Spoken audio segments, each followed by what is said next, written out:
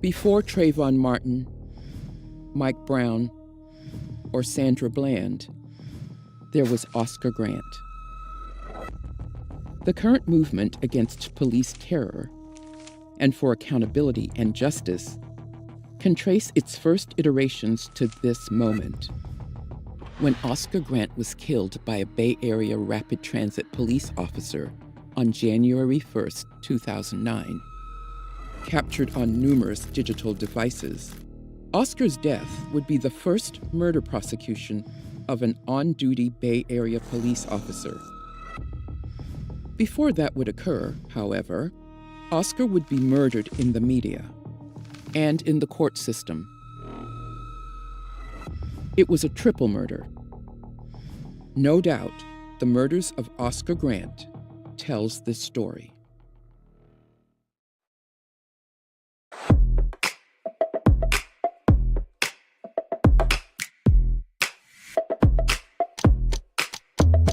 "'Tis woman's strongest vindication for speaking that the world needs to hear her voice." Anna Julia Cooper wrote those words in 1892. You would think she's speaking about today. White supremacy and patriarchy, by definition, belittles and ignores the voices of Black women. Some of Us Are Brave, a Black woman's radio program, was a corrective to that, centering and airing the voices, views, and experiences of Black women, documenting them and capturing moments in time. The program aired on Pacifica Radio for almost a decade. Many of those voices have been preserved here, and Some of Us Are Brave, interviews and conversations with sisters on life, art, and struggle. Edited by Thandisizwe Chimurenga.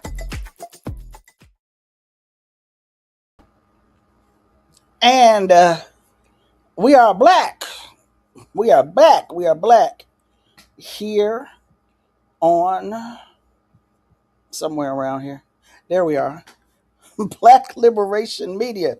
This is Rootwork on Black Liberation Media. Not root, root, as my mama would say. My name is Thandisizwe Chimurenga, and today is the last Sunday of Black August. Have y'all been participating during Black August? This is the last Sunday of Black August, but it is not the last Sunday or day, I should say, of me reading from Safiya Bukhari's The War Before and Sanyika Shakur's Stand Up, Struggle Forward. I'm going to finish these books, even as it takes us into what some comrades call Red September. So we're going to do it until it's done. So again, my name is Thandisizwe Chimurenga, and this is Rootwork here on Black Liberation Media. Thank you for hanging with me on a Sunday afternoon/evening. Please like, share, and subscribe. You know, I've been doing this since August began, every Sunday, reading these chapters of the books. If you've missed out, please go back and check them out. Go back and like, share, and subscribe those. And like, share, and subscribe today. Like the video, share the link to the video. Make sure you are subscribed to Black Liberation Media. Make sure you're subscribed to Rootwork. And yes, I am still coming to you from the void. I absolutely am. I'm off camera because I am incognito or incognigra, whichever one works best. So real quick, want to say hello. Hey, how y'all doing? AQCF, I have no idea what all that means, but you're really grateful for Black August in your life this year and these readings. Well, you are so welcome. So welcome. Thank you for, like I said, hanging out with us. Peace, Snowman. How you bees? One oopsimoth. Okay, y'all will tell me how to pronounce it. How you doing? Peace, Dr. Amilcar Cabral. You know, I'll be clowning. I'm clowned Amilcar these last couple of times. I've used him as an example, but he is actually a distinguished professor at the University of Massachusetts Amherst. So just because I be clowning him don't mean y'all can clown him. I can do that because we comrades. Hey, Will Red, how you doing? How you doing? Salam. I read the other one first. Hey, Jaman. Hey, Terry Conley. Is that oil house? Okay, I'm not sure what an oil house is. I bet you'll let us know though. And before I forget, because I keep on forgetting, Mac Clubbin. I don't know if Mac Clubbin is here yet, but I got to shout out Mac Clubbin for his consistent support of Rootwork. Thank you so much. And if you want to support Rootwork, the Venmo and Cash App are scrolling right there at the bottom of the screen. Don't let Matt Clubbin be the only one to hold up this show. You know, I'm a big girl, I'm heavy. Give that brother some help. Help him out. Dub King Reggie, how you bees? Oh, you had a productive month in community. Good. Glad to hear that. Glad to hear that. Yeah, Black August is a time of recommitment, not just remembering, but what did you recommit to? I recommitted to more writing, which I've kind of done, kind of made it, and actually more reading. But I also made this commitment to read from these books for the month of August. You were tiny brick structures next to the lighthouse on colonial plantations. You were creating tiny brick structures, huh? Okay. Yeah, you did say productive. You created something. Uh-oh. Wait a minute. Okay, Dub Key spending August recovering from knee surgery. Ooh, that's painful. Amilcar Cabral is my namesake, but I'm not Amilcar Shabazz. Uh-oh. Wrong one. Okay, you still a comrade. It's all good. It's all good. Amilcar Shabazz, yes, is the professor at the University of Massachusetts in Amherst. Oh, okay, that's what oil houses were. Ah, okay, I got you. I got you. Thank you. Thank you for clarifying that. All right, so we are going to get started. And I had been starting with Safiya these last two Sundays because previously I had started with Sanyika's, and those were kind of lengthy.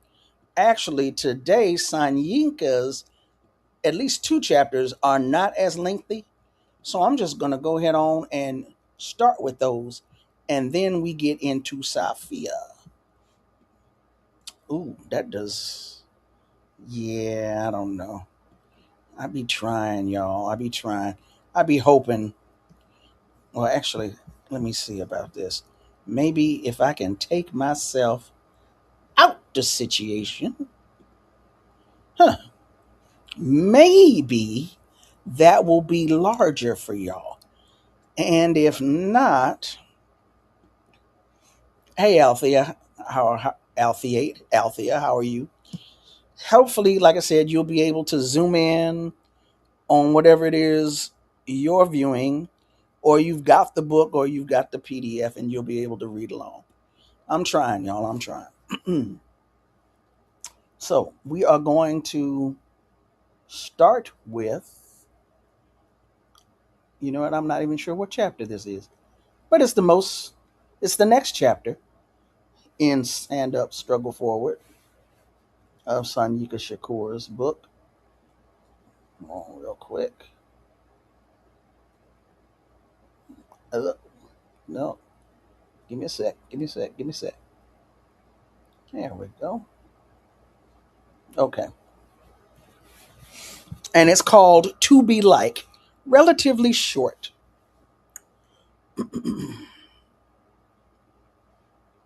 Also, let me know in the comments, please. I have got the air. Hold on, not the air conditioning. Hold on. See there, check spicy. Hold on.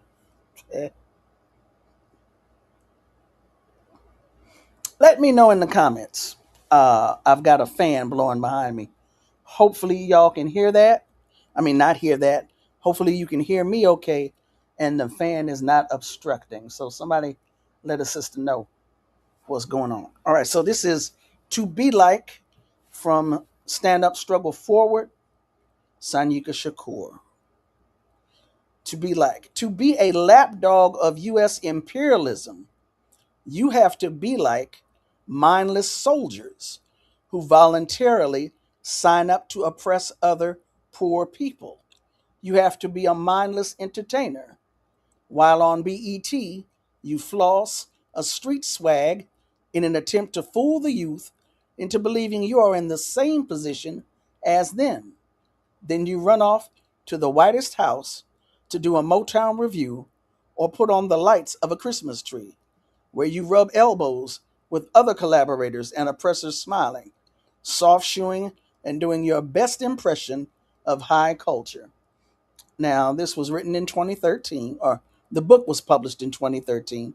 I'm not sure what year this essay was written, but if you didn't catch that, he's talking about the entertainers who go to the White House and perform.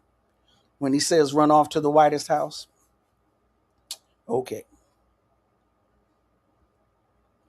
To be kept safe and alive out of harm's way and in front of cameras as a weapon of mass destruction, you have to act angry, as if you have a real issue, while promoting foreign cars, exotic jewelry, expensive liquor, outrageous fashions, and naked women.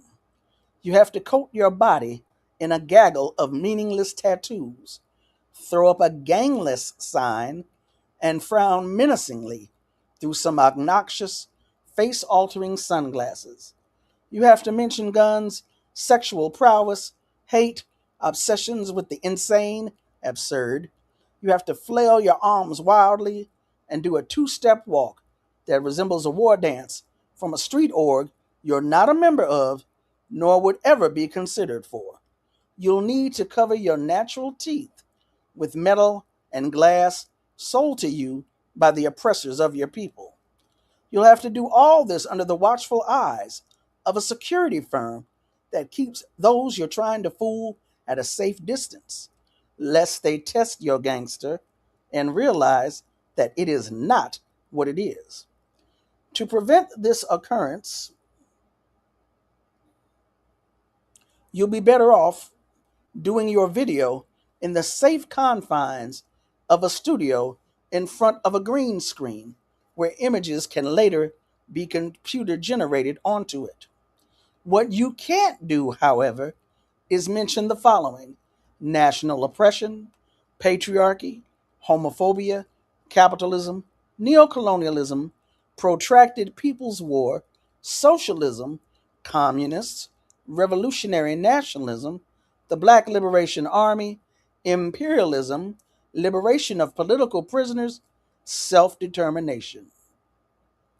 Or that Obama is an Uncle Tom to the 10th power and a Zionist.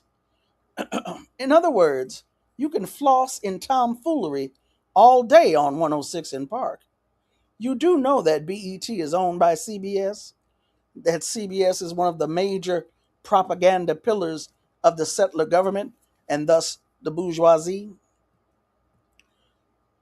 As long as you employ the meaningless formula of fluff, pomp, posture, and posing, you can stay 106 in Park countdown for 19, 20 weeks. As long as you promote collaboration, parasitism, Black Americanism, a willingness to be angry within the established boundaries of colonial legality, you're touted as a star. You know the business: anger, undirected rage, pseudo struggle. From your infantry work, distracting new African youth, once you've proven worthy in this regard, you'll be promoted up the chain, literally, as a small bit actor in hood movies, then independent films, and maybe even a major motion picture. And if your show act is that believable, you could get a position on a TV drama as, of course, a pig. And let's be clear, whether you portray a detective, a Navy investigator, or a medical examiner, that's all pig. You are an entertainer in a business that promotes, supports, and contains national oppression. In your pursuit of money, which you've been led to believe is freedom, which you are now trying to make others believe, you've been played all the way out of pocket. Now they got you singing and dancing at memorials for imperialist troops killed in colonialist actions. They'll move you onto the country music circuit, a New Year's celebration in New York, a tour of duty in the hoods and barrios to promote participation in bourgeois elections, in defense of charter schools that promote nothing but dependency and white supremacy. They'll parade you on Extra, Entertainment Tonight, and Good Morning America. They'll have you begging your nation for money to support the victims of the earthquake, tsunami, and radiation leak in one city of rich-ass Japan, while down the street, Mrs. Johnson can afford to eat and also pay for her medication. Support one city in Japan while your whole nation is under a genocidal tsunami. Good work, idiot. Another video, another tattoo, another chain, another car, another half-naked dance, another stitch in this satin lining of the national coffin. You're not significant enough to be a nail in the coffin. Don't fool yourself. You're only a small thread, a mere stitch in the lining. That is all. The thing is, however, there's no shortage of you bastards. But trust and believe, the revolutionaries are coming. Again, this is from the book Stand Up, Struggle Forward, which was published in 2013. I do not know when that particular essay was written. Therefore, I'm not sure which entertainer he was talking about and what they did, but we can, I'm sure, lay this template on just about all of them. Next up, the reverse Nuremberg defense or the robot defense. And again, because I'm text spicy, even though footnotes are accessible here, I'm not going to try it. You just going to have to buy the book or find a PDF and look up these footnotes for yourself. But there are footnotes contained throughout Sanyika's book. The reverse Nuremberg defense or the robot defense.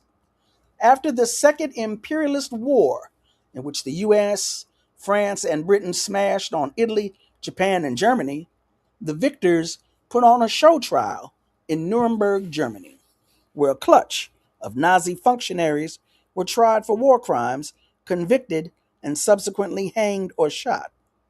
To be fair, however, some were acquitted and others given lengthy prison sentences and spared the death penalty. The defense presented invariably by those soldiers and functionaries on trial was, quote, "I was only following orders," end quote.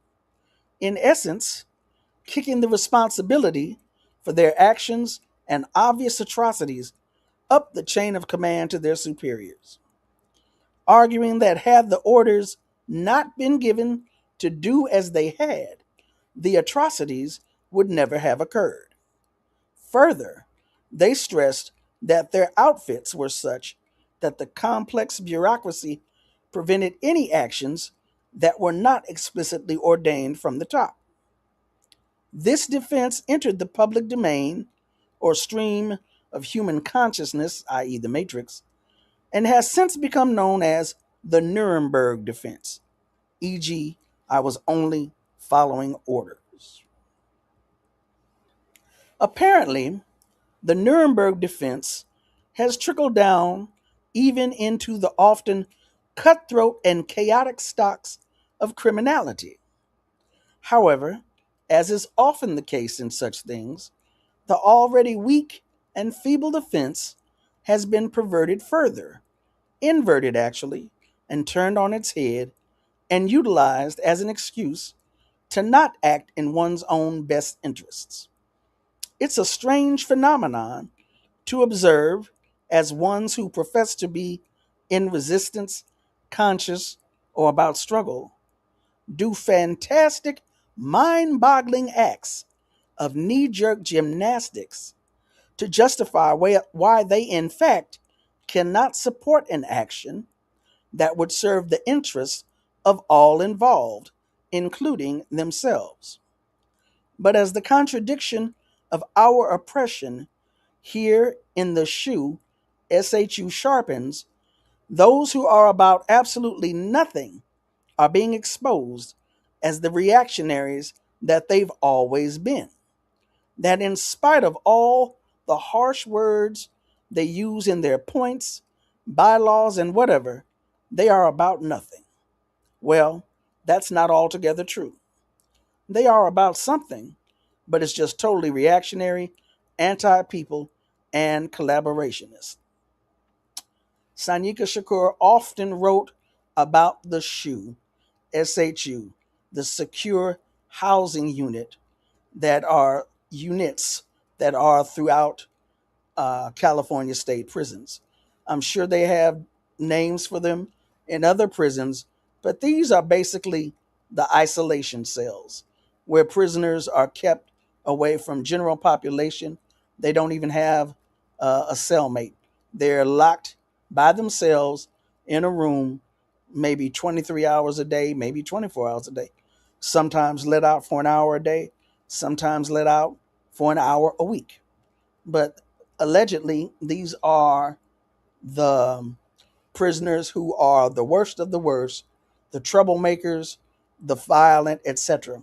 And if you are a politically conscious prisoner, an organizer, or a revolutionary, the SHU is for you. Hence, Sanyika would always find himself in the SHU whenever he was in a California prison. Here's the thing. We are collectively locked in the SHU indefinitely. We have SHU terms without any rules violations. In fact, a prisoner can literally murder another prisoner in the general population and only be given a 5-year SHU term. Once his or her 5 years is up, she will be let back out to the main line. However, if the same prisoner is found with a birthday card signed by fellow prisoners with, say, an indigenous number, 2 bars and 3 dots, then that is going to be used as a point towards giving that prisoner a life term in the SHU.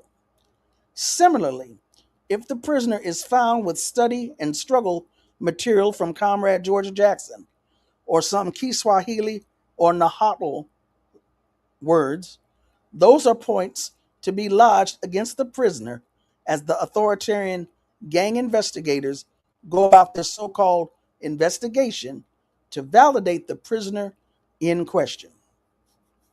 So, as you know, because this is Black August and y'all have been studying, George Jackson was imprisoned on a $70 robbery charge from 1 year to life. That was an indeterminate sentence. They might let him out after a year. They might let him out after 5 years. It could go on and on and on. Eventually, in the 70s, California switched to determinate sentences. If you were given 5 to 10 years, 5 is your minimum. You could be out after 6 years, or you could do the whole 10. What Sanyika is saying is that the SHU, secure housing units, have now replaced indeterminate sentencing. It's no telling when you could get out and for quote unquote frivolous reasons, or what the prison authorities would not say is frivolous. What they would say is it's a threat to the security of the institution. They would label you a gang member, which is what validation means. They would validate you as a gang member in prison. Therefore, you are to be kept away. If they had the writings of Comrade George Jackson or utilized Kiswahili, the black prisoners in particular, Kiswahili, because of linguistic privacy, that's how they would communicate in the prison. So if they had Kiswahili or the writings of Comrade George as an example, and we know in Los Angeles from the organization I'm with, Black August Los Angeles, if they had material that said the words Black August, they would be said to be members of the Black guerrilla family, therefore keep them locked up indefinitely. Nahuatl is an indigenous or Native American language. So, if the other prisoners were using Nahuatl, or if you were Black and knew Nahuatl, obviously you're trying to communicate in something that you don't want the prison to know about. Therefore, quote unquote, security risk. Therefore, quote unquote, you stay in the shoe. In the shoe. Of course, once one is validated by having the so-called 3 points, which somehow prove one's membership in or association with a prison org, she can come up for an inactive, active review every 6 years, 1 year longer for a mere review than a prisoner who murdered another prisoner would do before getting out of the shoe. So you murdered a prisoner, you're given 5 years in the shoe. In your fourth or fifth year, you're found to be, or even in your third year, let's say you got a copy of the San Francisco Bayview newspaper and it says Black August on it. So now you're going to be in there until at least 6 years, and then you will come up for a review. And if nothing else has happened, they might let you go. But now you've been there for 6 years and you were only sentenced to 5 years. Make sense? Hopefully I'm not mucking that up for you.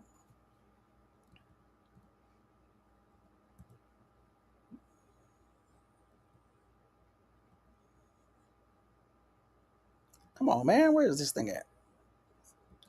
Okay, where are we at? Where are we at? Oh my goodness. Here we go. Okay. Of course. No. We already read that. There we go.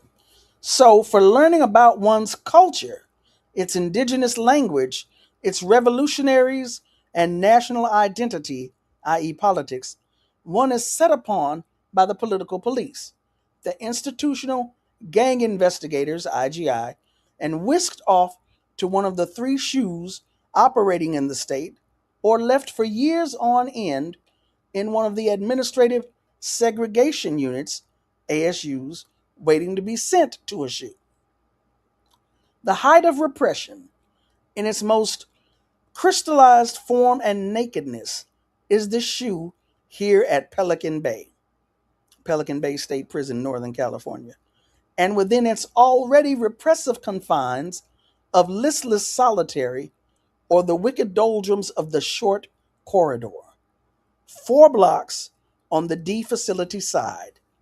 For those there, it's a constant struggle to maintain a sense of self and collective awareness. For those not yet in those blocks, it's a slow motion psychological torture session as one waits to be told to, quote, roll up your property, you're being moved, end quote. It's akin to cattle being slowly moved towards the electrified cattle prod and slaughter. They know that the cow that was near them is now gone, moved, and never to be seen again. 2 or 3 times a month, prisoners are plucked from among us to be moved. We all know where they're being sent and why. The short corridor for maximum repression. So the collective call has come out of this camp that we have an obligation to ourselves, our nations, our cultures, to resist this authoritarian reign of terror.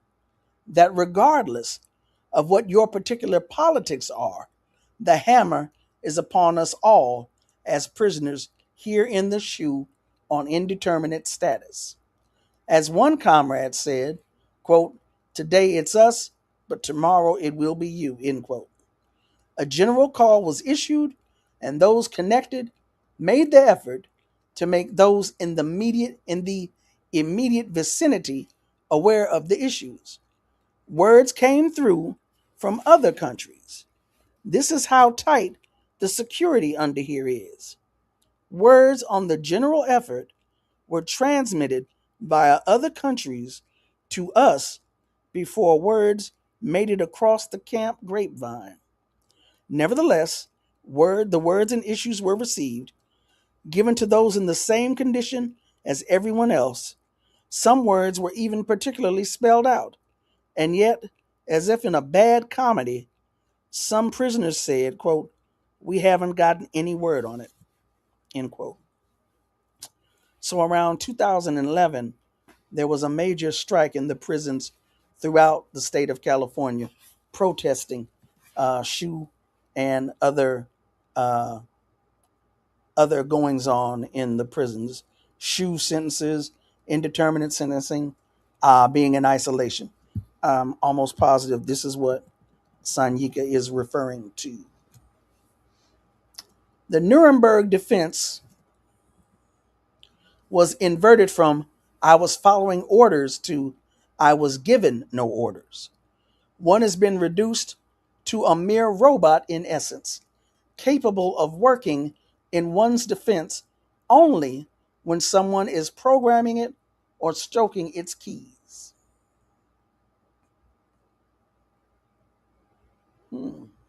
Okay. Here's the analogy we're working with. Someone is drowning, flailing his or her arms wildly, when all of a sudden it dawns on him or her that, hey, no one told me to try to save myself. I didn't get the word to resist an obvious death, to get to a dry spot and save myself, and perhaps save someone else who, in the future, may end up almost drowning. Sounds crazy, doesn't it? But of course, it's deeper than that. If it were only that simple, we might be able to get past this with some degree of overstanding. However, things have a materialist basis in reality, and as much as we'd like to sometimes think otherwise, things don't mysteriously, what? Fall from the sky. That is Sanyika's go-to phrase. How is it that we've been so biased against our own survival? Let's look at this for a minute, because it may prove fruitful in our future endeavors as the contradictions sharpen and the struggles intensify. We're not talking about going out into, say, a working class area and trying to convince the proletariat about the evils of capitalism, about the inherent oppression in colonialism, where people have hot dogs, baseball, apple pie, and Chevrolet to distract them from their awful lot. No, nothing that complex. We're talking about prisoners who are in the SHU without ever having violated a rule, forever indeterminate, and subjected to the most inhumane conditions imaginable, who languish at the absolute bottom of a totally antagonistic and hostile society. We're talking about prisoners who are in the hole for exerting their culture and national identity. But we are talking about humans, the material beings that exist inside of nature, who, in spite of being at the very last and lowest rung of a class-based society, have their own set of internal contradictions and dynamics that create motion, that ultimately drive interests.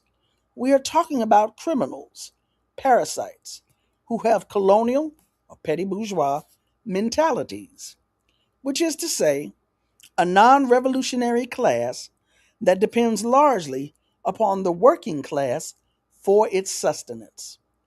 And by colonial mentality, what is meant is that one recognizes the legitimacy of the settler government and its rules.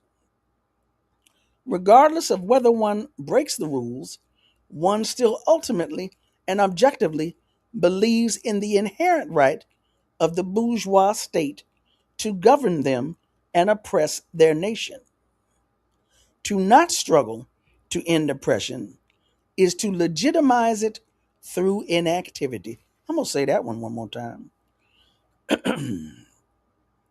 Regardless of whether one breaks the rules, one still ultimately and objectively believes in the inherent right of the bourgeois state to govern them and oppress their nation. To not struggle to end oppression is to legitimize it through inactivity. When Safiya and Masai and Mutulu and Sekou and Kuwasi Balagoon, when they stood up in court and after having been captured for their various activities on behalf of New African independence, when they stood up and said, "We are prisoners of war. We do not recognize your authority. You do not have the authority to try us." That's what they were doing. We don't recognize this court. We don't recognize you, judge. We don't recognize the United States of America and its laws over us. This is illegitimate. To not struggle to end oppression is to legitimize it through inactivity. With the hunger strike that's looming, some prisoners, mainly those who are the most reactionary, i.e., those who are stuck watching go nowhere programs on TV all day, those who read nothing more serious than a novel, and those who can't string together an intelligent or thought provoking sentence, either verbally or in writing. Conversely, these are the someones who'll dominate the tier for hours with a litany of absurd jokes and mindless intrigues about things that have absolutely no bearing on real life. It's these loud, often braggadocious reactionaries who have led the charge in inverting the Nuremberg, did it again, the Nuremberg defense. Those who, in spite of their tough demeanor in the safe confines of their cells, obviously don't really want to go to the main line, don't want the protest against the indeterminate status that may get us all back out into general population. And here we come across a glaring contradiction that needs to be expounded upon. He could be talking about black folks on the street, let alone in a prison. There are some, if not most, who only know prison as the shoe. Some prisoners were validated in reception, i.e., when they first got to prison, before even getting to any mainline, i.e., general population. Their whole prison experience has been nothing but single cell living in 8-cell pods on walk alone yards. Human contact consisting of momentary finger bumps through the heavy industrial metal slab covering the cells. These prisoners know only handcuffed escorts and 10-minute showers 3 times a week.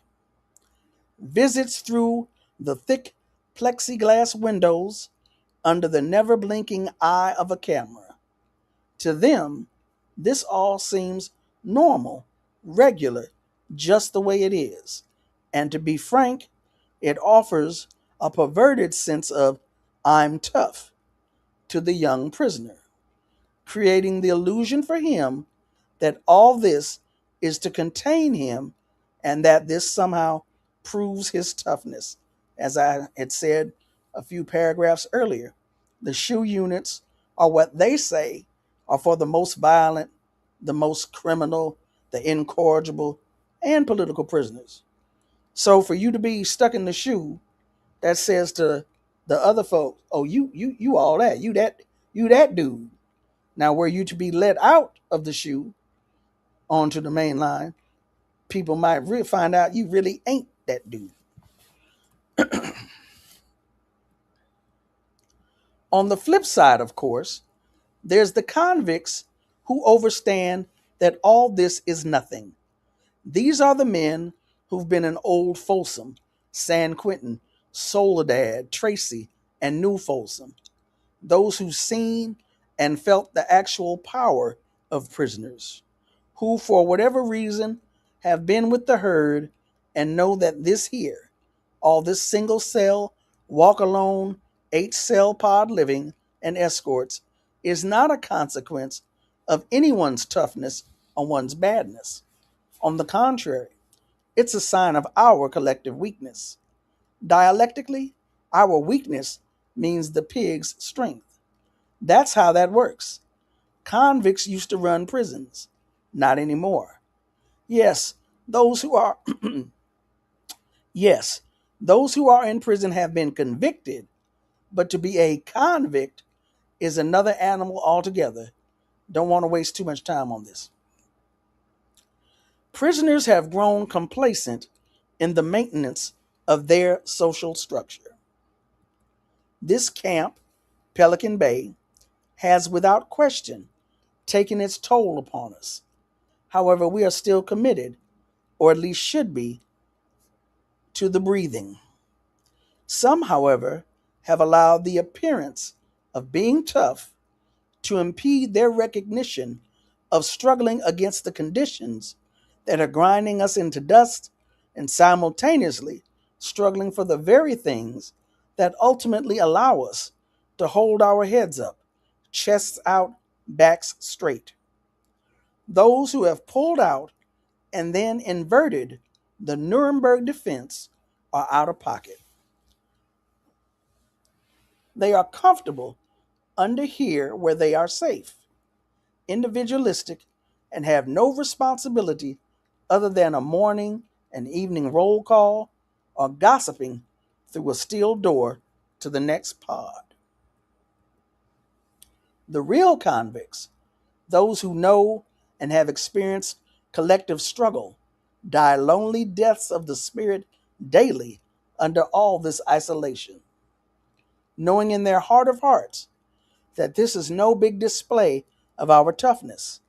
Fortitude, yes, in withstanding the years of this desolate living, but that one's criterion for toughness is to mingle and move with the herd, to effect change in a collective setting where conflicts can be challenged and resolved in appropriate settings.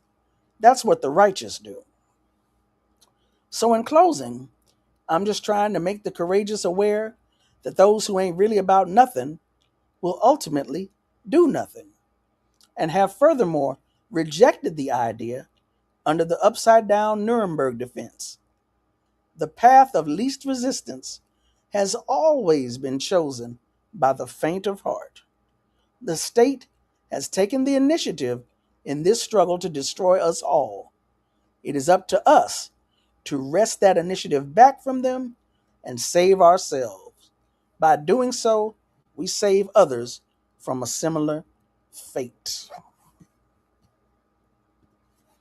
I'm not sure how many folks are here from, maybe this is your first time being able to check in with us, being able to sit in as I read from Sanyika Shakur's Stand Up, Struggle Forward. But as I keep repeating, Sanyika graduated from elementary school. We didn't have middle school back in the 70s. He graduated from elementary school, 6th grade, got jumped into the gang that night, and that was it for school. If you read his book, Monster, Autobiography of an LA Gang Member, I don't think you hear school mentioned or read about school being mentioned anymore. It was during his stretches in correctional facilities for the next several years that Sanyika educated himself. This is the writer and the thinker, Sanyika Shakur, formerly known as Monster Kody Smith, a 6th grade graduate, an elementary school graduate. So yeah, let's see. Hey, Toe Jam, how you doing? Hey, Manifesto. Yep, bars. Bars.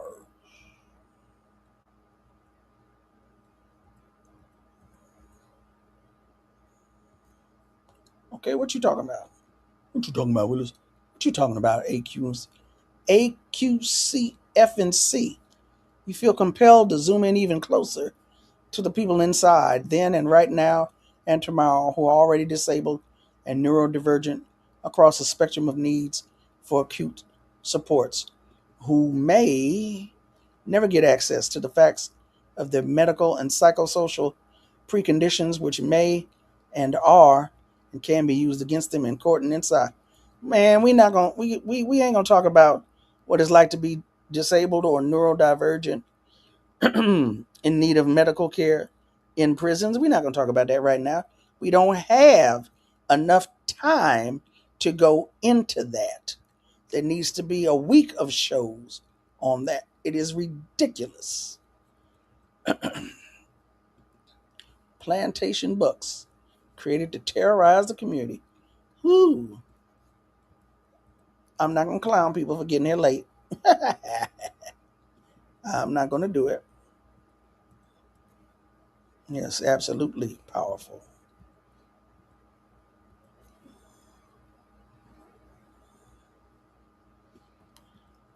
Yeah, Sanyika was talking with Tupac one time and recorded the call, and nothing, unfortunately, was able to come up, whatever it was that they had planned. But yeah, just want to make sure y'all that it is coming through, that y'all can hear me, that y'all can hear what I is reading, what I is putting down. All right. All right. I am going to take a 2-minute break for some juice, no gin, wet my vocal cords up, and then we're going to go into The War Before by Safiya Bukhari. I shall be right back.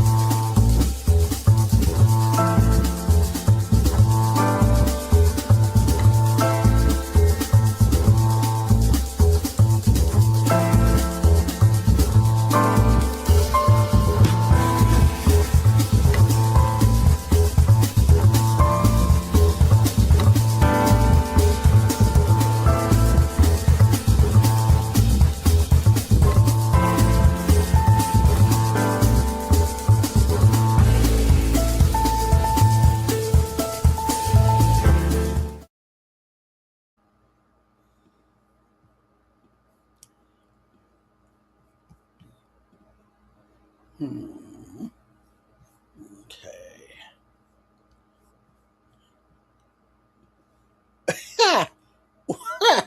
What are you doing, dancing?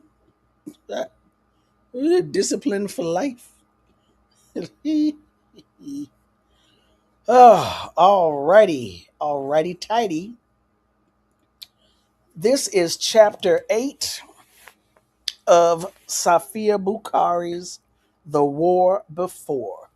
We too are veterans. Post-traumatic stress disorders, and the Black Panther Party. I know that's right. Editor's note: this is a slightly edited version of an article by Safiya. I call her Safiya. I call her Safiya. Anyway, not Sophia. Safiya. Ashanti Austin, I've heard him call her Safiya. I'm sure she'll forgive me.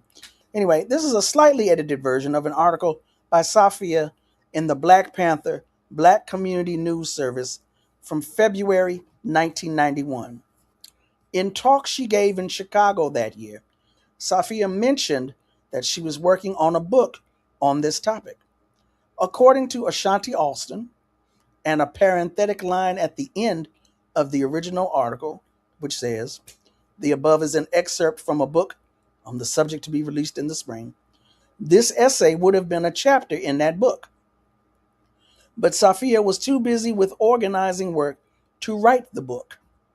In several interviews and speeches, Safiya returned to this topic of the psychological and health damage suffered by people in the battles of the 60s and 70s. She also talked about the psychological effects she and others experienced as a result of incarceration and especially of solitary confinement.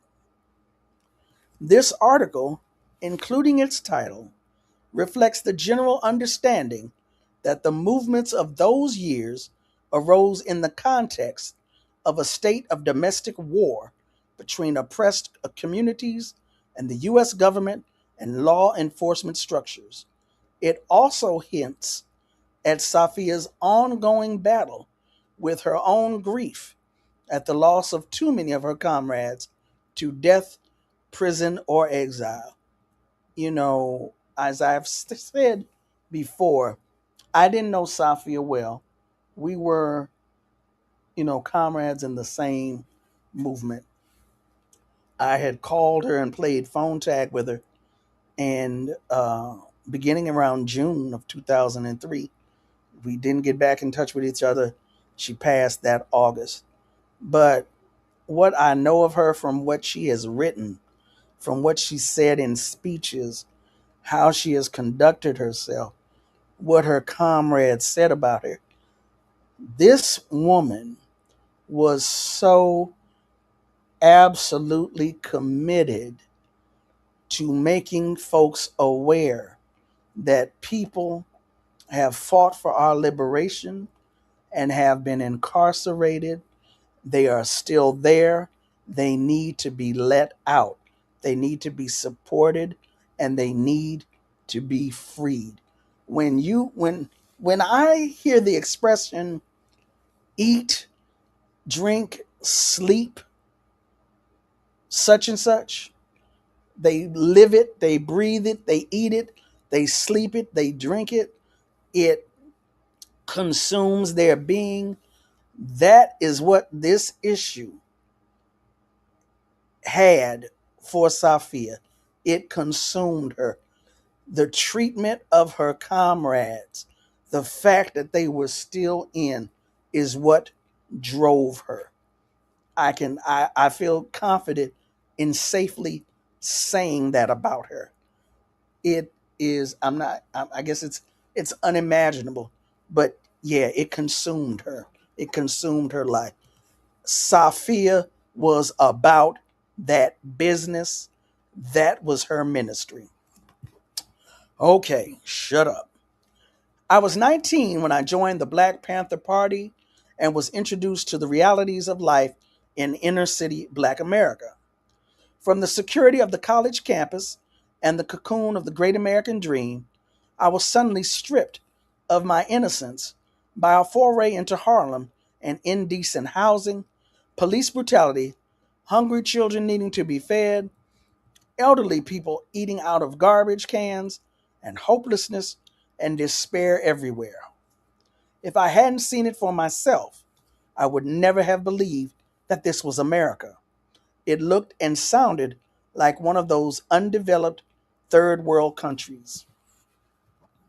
Between 1966 and 1975, eager to be part of the fight for the freedom and liberation of black people in America from their oppressive conditions, thousands of young black men and women from all walks of life and backgrounds joined the ranks of the Black Panther Party. They were met with all the counterforce and might of the United States war machine. Not unlike the young men who went off to fight in the Vietnam War, believing they were going to save the Vietnamese from the ravages of communism, the brothers and sisters who joined the ranks of the Black Panther Party with all the romanticism of youth believed that the rightness and justness of their cause guaranteed victory. We were learning the contradiction between what America said and what it did. We were shown examples of the government's duplicity, and we became victims of its counterintelligence program, COINTELPRO, an all-out, multi-phasic war designed to stifle dissent in America in general and in the black community in particular. We came into the struggle believing that we would prevail because our struggle was right and just, and we said we shall win without a doubt. All we had to do was present an organized and disciplined united front and be determined to gain our freedom by any means necessary, and our victory would be assured. We theorized about what we were up against. We marched, sang, and rhetoricized about the implications of being, quote, in the belly of the beast, unquote. We dissociated ourselves from anything or anyone who had been close to us and regurgitated the bravado about the struggle being primary, that in order to win, we must be willing to sacrifice mother, father, sister, or brother. We embraced all this in much the same manner that the drill sergeant in the Marine Corps psyched up the recruits to fight in Vietnam.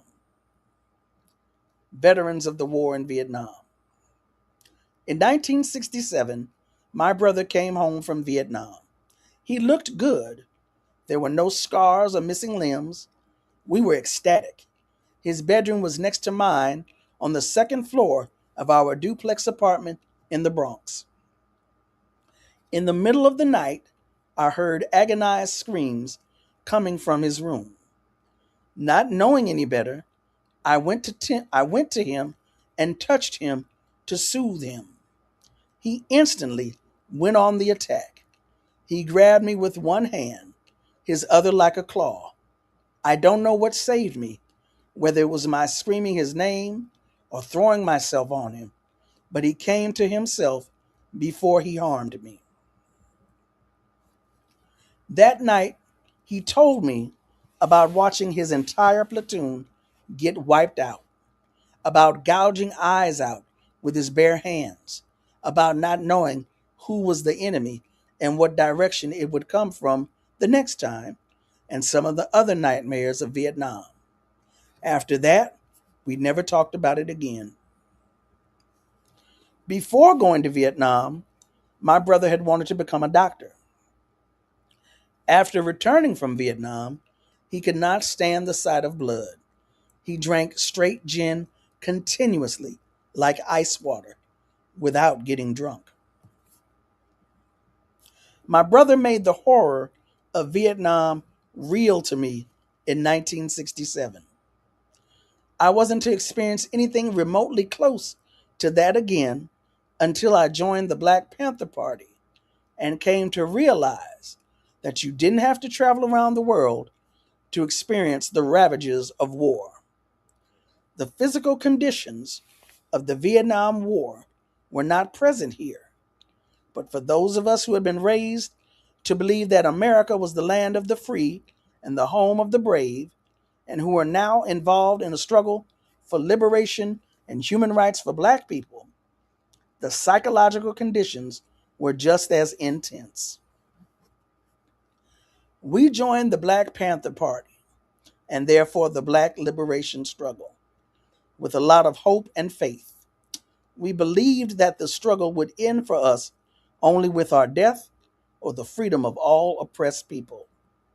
With the destruction of the Black Panther Party, while freedom was still not assured, we were left with no sense of direction or purpose, no one to tell us what to do next, and the knowledge that the job was not done.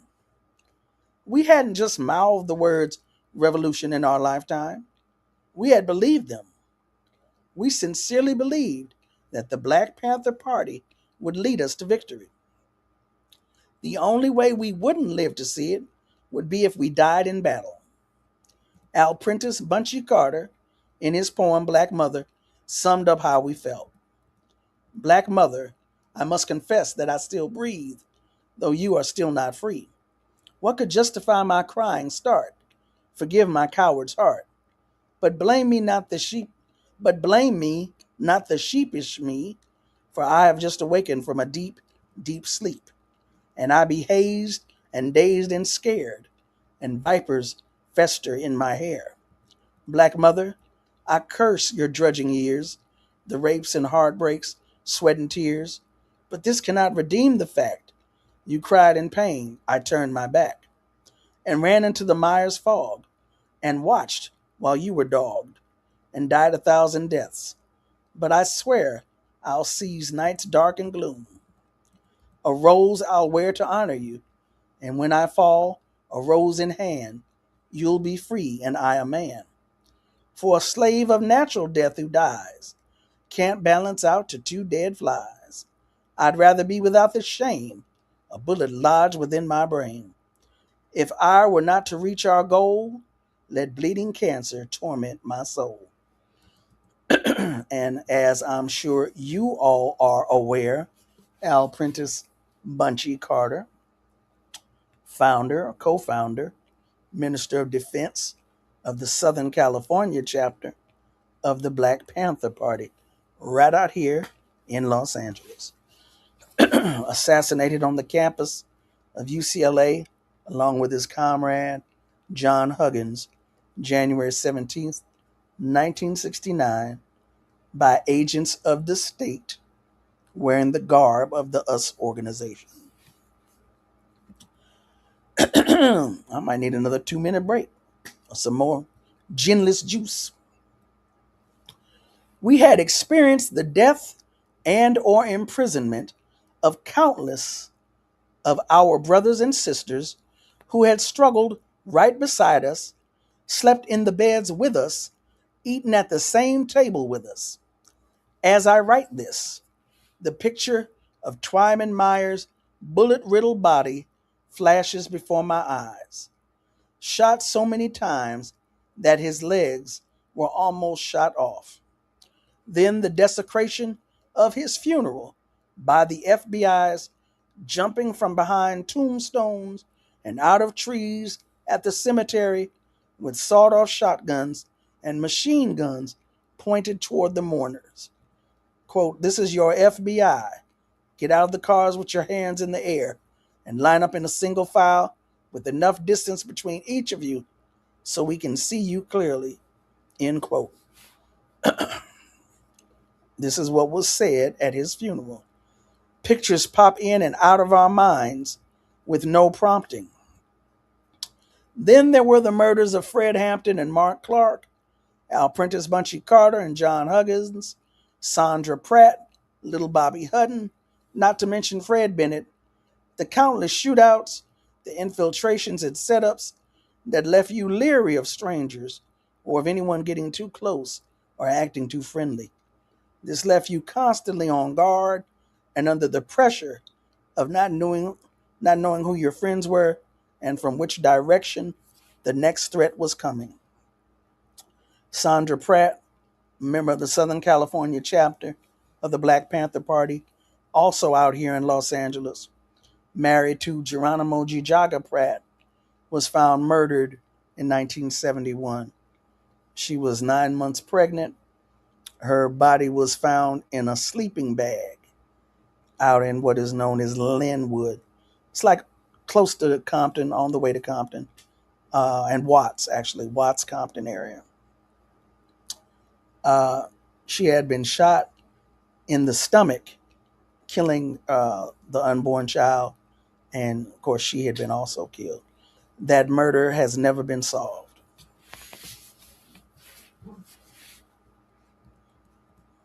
Still, I think I'm one of the lucky ones. In 1983, after serving 8 years and 8 months of a 40-year sentence, I was released on parole. While in prison, I maintained my commitment to the struggle for the liberation of Black and oppressed people. What kept me going was knowing that the reason they were killing and locking up Panthers was to break them and therefore to break the back of the struggle. I was determined that I would survive and, one way or the other, live to fight another day.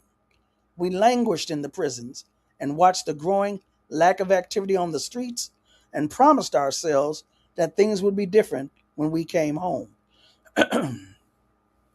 Our intense belief in the rightness and justness of our cause and that things would be different when we returned to the streets, our awareness that we are still alive while our people's conditions have grown worse despite all our sacrifices. All this produces a traumatic shock to our system. This is the ultimate shock. We survived while others died. Despite all their intents and purposes, their deaths were in vain. The struggle hasn't been won. I contend that these elements have caused us to suffer post-traumatic stress disorder. The Diagnostic and Statistical Manual of Mental Disorders, also known as the DSM, defines post-traumatic stress disorder, PTSD, as, quote, an anxiety disorder caused by the exposure to a psychologically distressing event that is outside the range of usual human experiences, end quote. Such events might include watching a friend die violently or unexpectedly, experiencing serious threats to home or family, or living under constant or prolonged fear or threat. PTSD symptoms include the following: recurring dreams while asleep or intrusive thoughts while awake of the traumatic events, flashbacks to the incidents triggered by sounds or pictures or elusive smells, inability to make or maintain relationships or friendships, emotional isolation, fantasies about living alone on a mountain or other isolated place, feeling that no one is able to understand his or her situation, or that no one would believe it if he or she tried to explain it. Constant fear of losing control and therefore refusing to allow oneself to show or feel emotions. Sense of helplessness, worthlessness, dejection. Feelings of guilt because comrades or friends who worked alongside you are in jail or prison and you survived. Suppressed rage that surfaces inappropriately at family or is controlled through the use of narcotics or alcohol. Inability to sleep. Being uncomfortable when in a crowded room or around a lot of people. Startle response.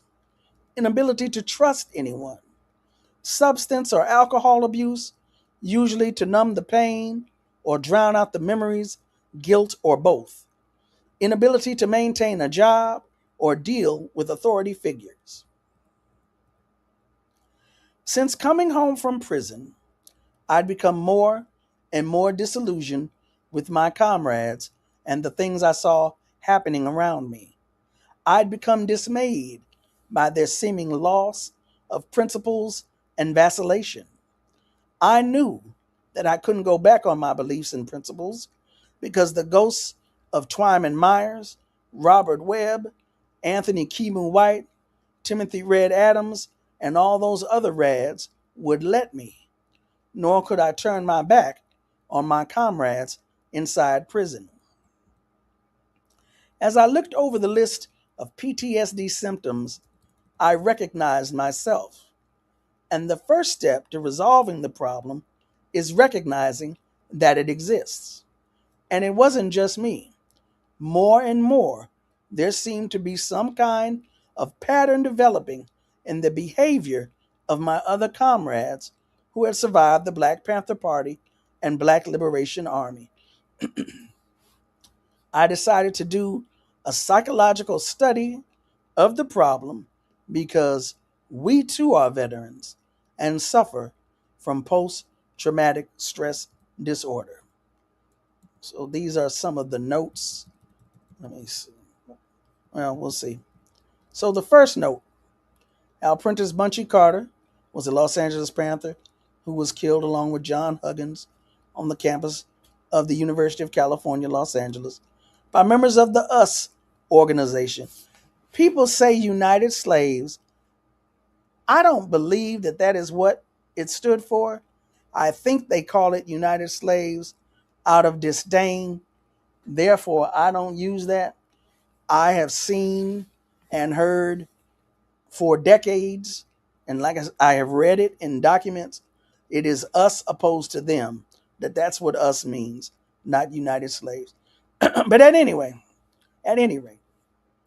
an organization led by Maulana Ron Karenga, the murder was later shown to be a classic example of machinations by the FBI under COINTELPRO. The cultural nationalist group, US, was founded in 1965. According to a message from Dr. Karenga on the organization's website, from the beginning, the essential task of our organization, US, has been and remains to provide a philosophy, a set of principles, and a program which inspire a personal and social practice that not only satisfies human need, but transforms people in the process, making them self-conscious agents of their own life and liberation. us-organization.org. Sowing divisions between radical organizations was an explicit tactic of COINTELPRO. See Human Rights in the U.S., the unfinished story of political prisoners and victims of COINTELPRO, edited by Matt Meyer, in the book Let Freedom Ring, a collection of documents from the movements to free U.S. political prisoners. That's from PM Press, was published in 2008. Of course, there's also Agents of Repression and the COINTELPRO Papers, which is a book that I read in, if it wasn't the late 80s, the early 90s, by Ward Churchill, who just passed away recently, and Jim Vanderwall. The murders that she's referring to are chronicled in chapter 13 of Lest We Forget. I'm not sure what Lest We Forget is, but somebody out there will know what it is. Okay, there's only those two notes. Okay, so it's 6:15. Finished with chapter 8, and we are now in chapter 9 of The War Before by Safiya Bukhari. How y'all doing over there? Y'all all right? Well, y'all still commenting, so I guess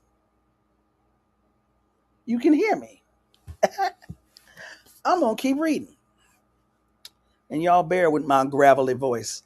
Maybe I do need to add some gin to my juice. Another piece that is hard to date. In Safiya's original manuscript, this essay was the final chapter, suggesting that it was written in the late 1990s. Now, Safiya passed again in 2003. This book came out in 2010. So a lot of these writings from Safiya are from the early, middle, and late 90s. And as was just referenced, she said she was working on a book but she never got to it. Safiya was working. I'm not saying writing is not work. I'm not saying writing a book is not work. I'm saying Safiya was in the streets, in meetings, visiting prisoners. Who knows? She may have been still trying to plot how to break somebody out. She co-founded the Free Mumia Abu Jamal Coalition in New York. And actually, I can't remember the woman's name. Sally. I can't remember Sally's last name. But she co-hosted a show on WBAI with an anti-imperialist comrade by the name of Sally, whose last name escapes me. Sally passed away, if not at the end of last year, the end of the year before. And I didn't even know she had passed until I went looking for her. Sally, I can't remember Sally's name. Maybe somebody who can remember the name will pull it in the chat. But Safiya was out there. So a lot of her writings it's good that they have been compiled in one place for us, but a lot of them at the time of publication were not recent. But, she never considered herself a writer anyway. But I'm glad she wrote, and I'm glad we have it. Chapter 9, This is Worth Fighting For. Often, over the past 10 years, I've gotten to the point where I've questioned what this was all about. I've wondered whether the sacrifices of the lives of comrades and friends were in vain, and whether the continued incarceration of so many political prisoners and prisoners of war has been for nothing. As my mind returns to the beginning of my politicization on the campus of New York City Community College all those many years ago, I wonder whether I made the right decision. Robert Frost wrote about two roads diverging from a single path in his poem, The Road Not Taken. He wasn't talking about the choice between the path of revolution and the path of least resistance, of going with the flow and maintaining the status quo. But envisioning the choices in life, the poem clearly defines the moment of choice at some interval or moment in life. The point when I was on the college campus at 18 years of age, making the decision to work with the free breakfast program of the Black Panther Party, was one of those fork in the road situations. After learning about the hungry children in our communities who needed to be fed, the children who were going to school without a warm breakfast or any breakfast at all, I could have ignored the situation, as so many others do, but I chose to help, to do something about it. No regrets. That small crack in the window to another world, another side of life in these United States of America, led to other decisions. I was still in college. I was still not so disillusioned with and by the state of affairs in the United States that I was ready to commit myself to fighting for change. I still had a dream of what I could accomplish in America as it was. My first encounter with the New York City Police Department posed another question for me about which road to take. That encounter forever ripped the rose-colored glasses from my eyes.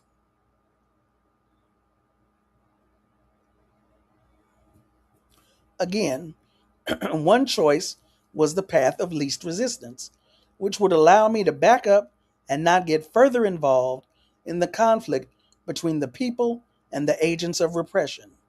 That choice would have meant allowing the police to carry out business as usual policies that placed them above the law.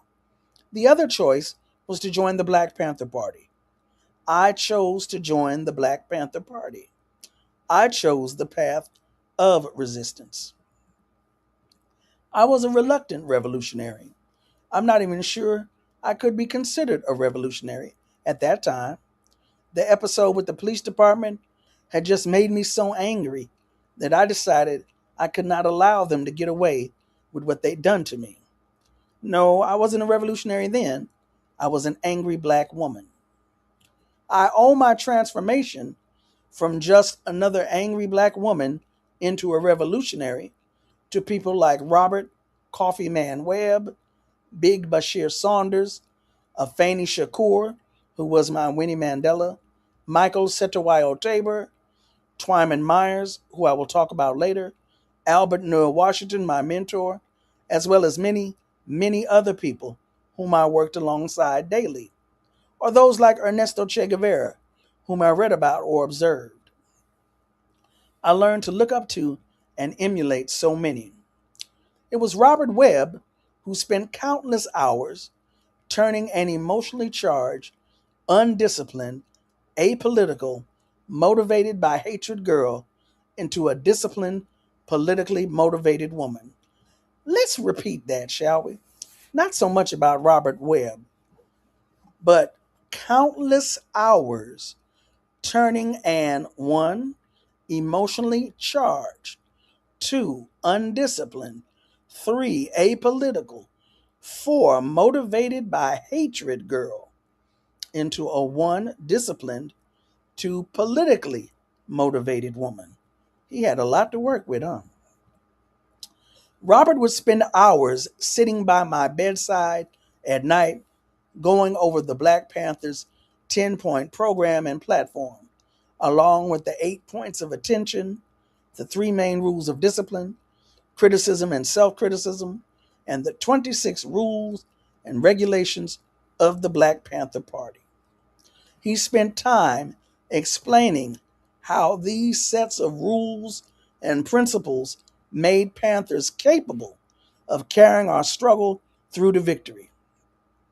He used examples of how this internal discipline was derived from the knowledge of who we were and why we were who we were. Robert had fought in the U.S. military and then come back to fight for the liberation of his own people. His weapon of choice was a .357 Magnum with a hair trigger.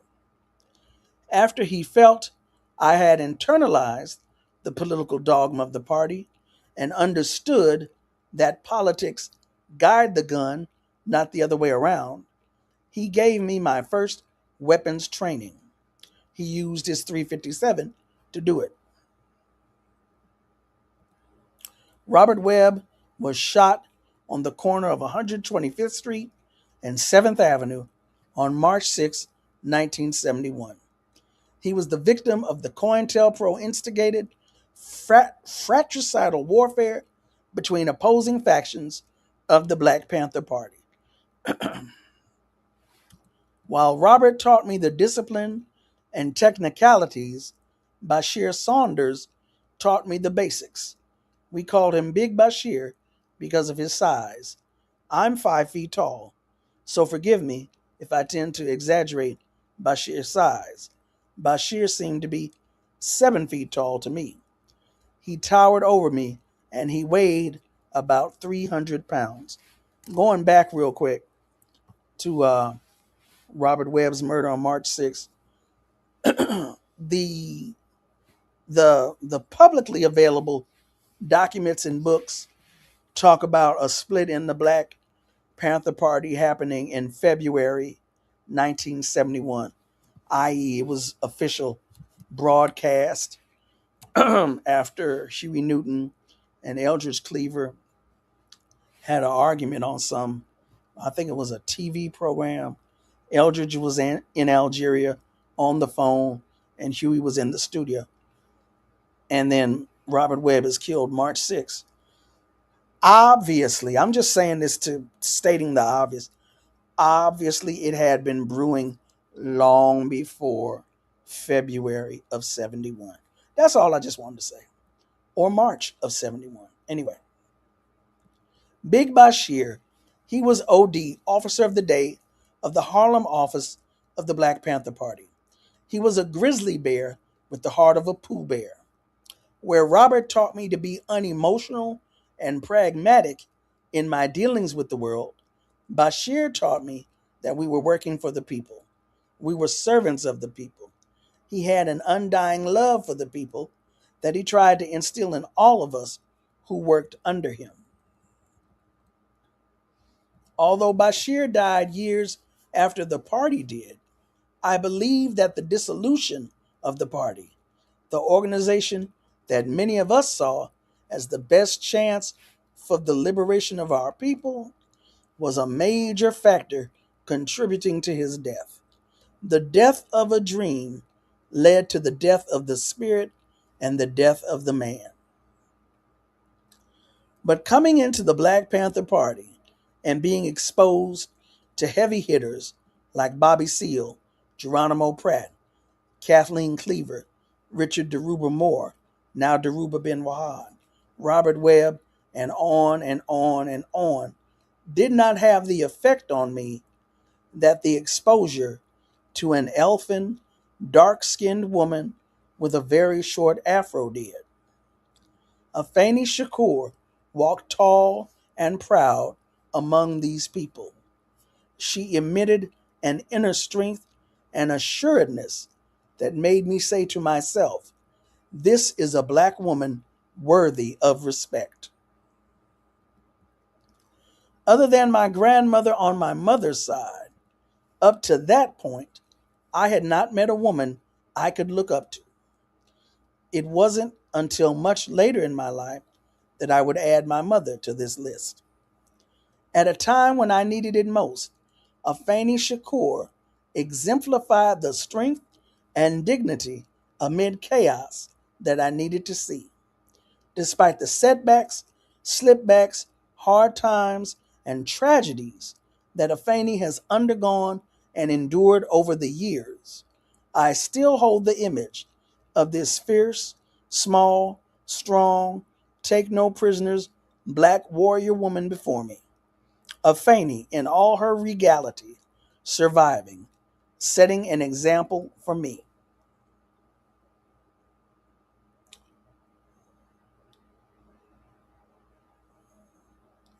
You got to leave, Oil House? All right, now, take care.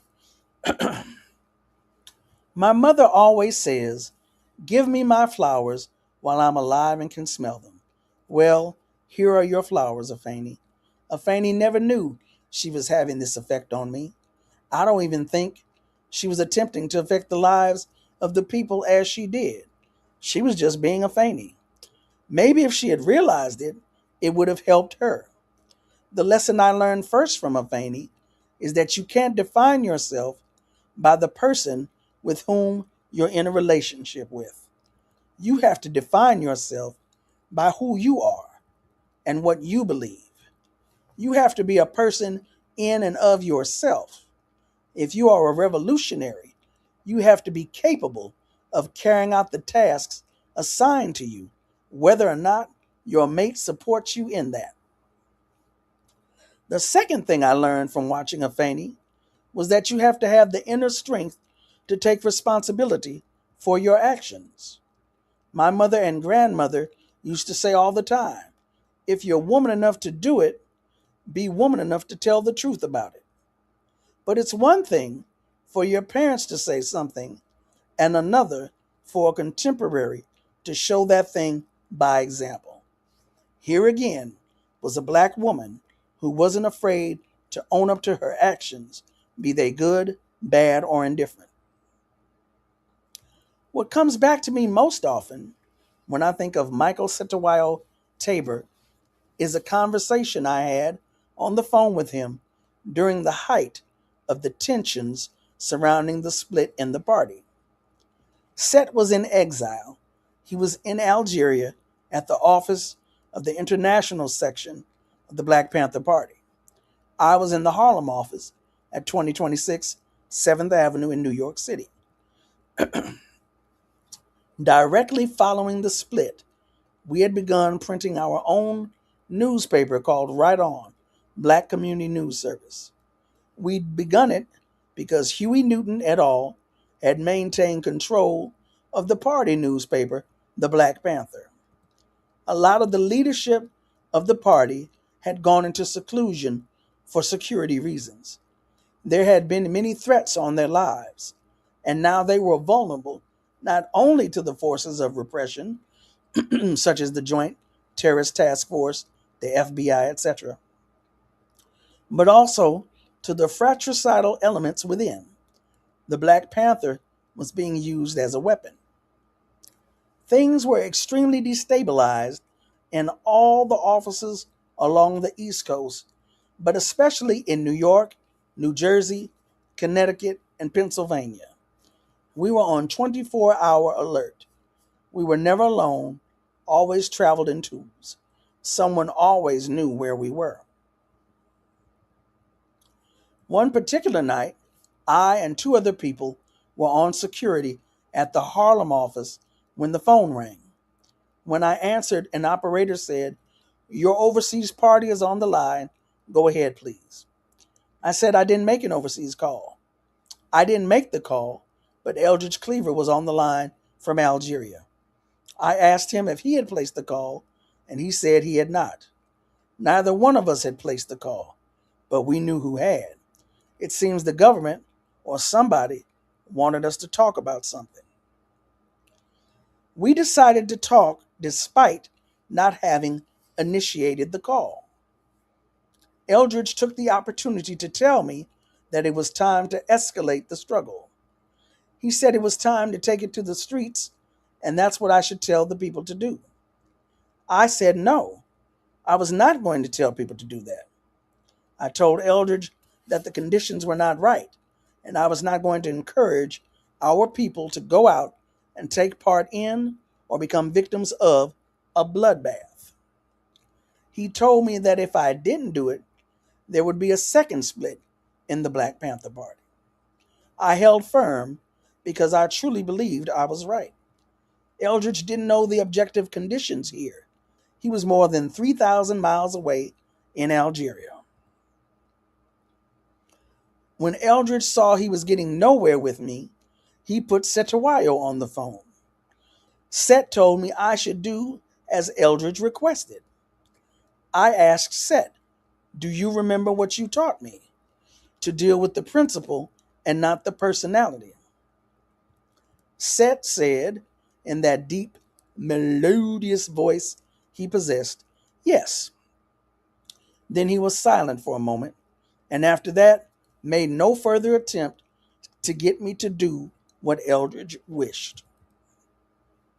That was a very empowering moment for me, even though Eldridge was to go through with his threat of a second split and would begin to publish Babylon, Revolutionary People's Communication Network, shortly thereafter.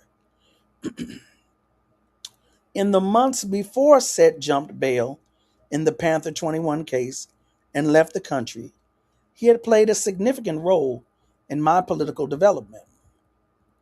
When he would come through the Panther pad on 8th Avenue, where I lived collectively with other Panthers, he would stress adhering to principles.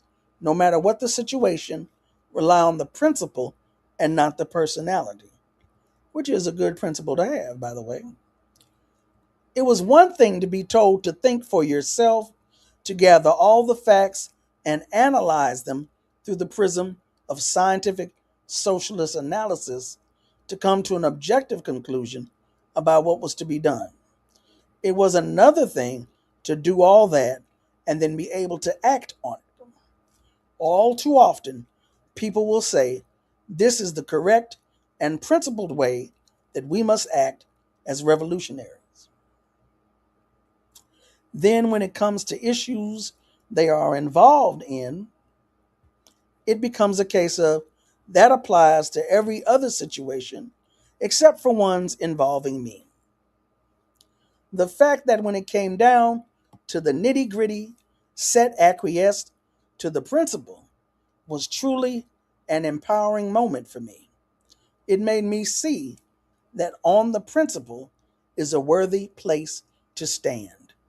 Set reaffirmed this for me and made it possible for me to believe in myself. He made it possible for me to believe in the principles that he had told me were the foundation of a revolutionary ideology. We were embarked on a campaign to change the world, one person at a time. That change begins with rebuilding the character into a revolutionary character. of which the central component is love. That means love of yourself and love of the people. It took me forever to realize this. I believed that the motivating force was hatred of the oppressor and white people, which, when you get right down to it, is not that bad of a principle to have. It just shouldn't be the only one.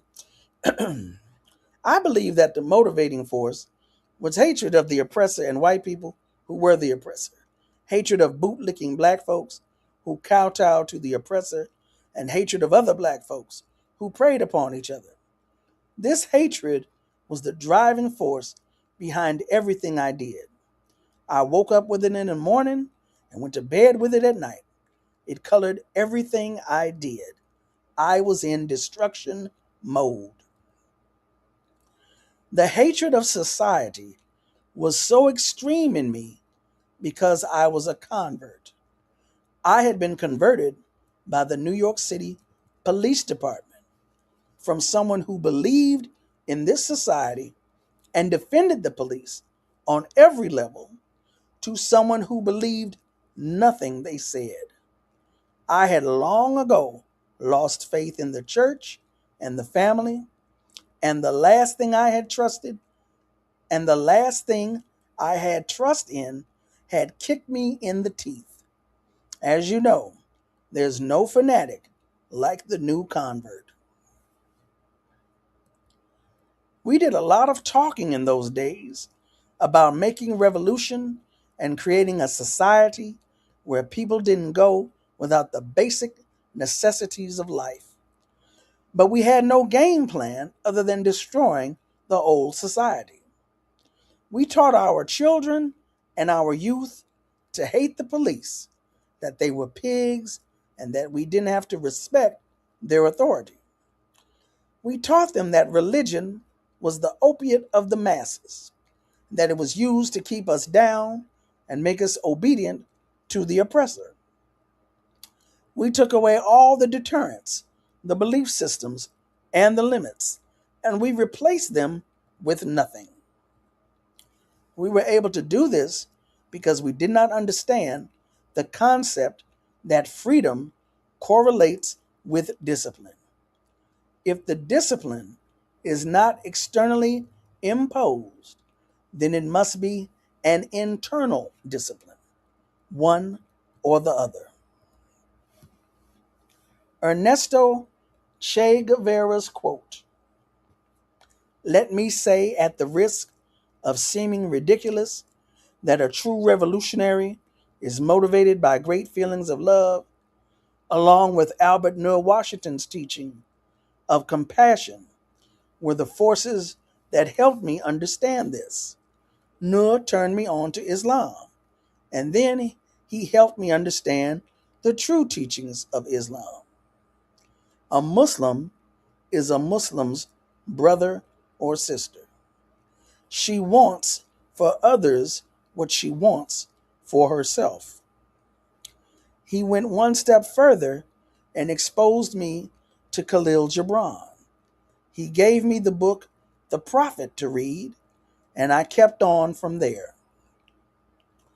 The most important lesson that stayed with me from these teachings is that our children are not our property. Our children are little people who have been placed in our care for us to nurture and guide. It is a most important charge, since they will one day be the ones who shape the direction of the world. It is not a responsibility that we can abdicate or pawn off on anyone. You cannot truly talk about being motivated by great feelings of love, or even about being a revolutionary, if you do not understand that it is indeed how we deal with the question of our youth that will determine the outcome of the revolution. It begins with an anger at the forces with the immediate power to affect your life. For me, it began with an anger at the police force of New York City for abusing their authority and treating me as less than a human being. It grew into a determination to correct what is wrong with this, to make sure that it didn't continue solely because no one dared to stand up and speak out. It continued with the desire to make sure that my child would not have to endure the same kind of treatment. It was personal, but it became political, and it endures. In her parenthetical comment about Twyman Myers, Safiya may be referring to Remembering Twyman, a lost chapter of this book. That is so unfortunate that we do not have that writing, that we do not have that chapter. But again, this was chapter 9 of The War Before by Safiya Bukhari. So I have 6:42 p.m. Let me see. I'm going to go on over here. That was the chapter. This is worth fighting for. Now we're supposedly supposed to be here till about 7:30. I don't know. But I'm going to take one more. At least I'm going to start one more chapter. And we're going to see how it goes. With my rough, gravelly, melodious voice. Chapter 10, on the question of political prisoners. Editor's note. Hold on. Y'all all right over there? Y'all okay? Y'all still there? All right. Support for political prisoners became increasingly central to Safiya's work in the years following her own release from prison. After this essay, written sometime later than 1984, Safiya returned many times to the subject and integrated it into some of her other writings. Over time, in these essays, Safiya grapples with the problem of how to generate popular support for the prisoners, people who ended up in prison, for their participation in earlier phases of the Black liberation struggle, when militant revolutionary politics and strategies were embraced more widely than at the time when she was writing the essays. In 2001, Safiya repeated,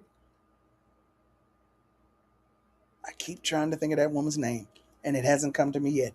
Sally something. Anyway, in 2001, Safiya repeated some parts of this essay in one she wrote for New York journalist and longtime activist Herb Boyd.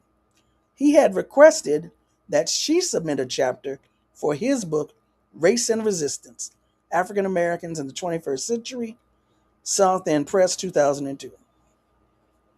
Although he was unable to include the essay in the book, Boyd wrote the piece showed, quote, her profound insight and the passion she possessed for her comrades in prison, a situation she knew firsthand.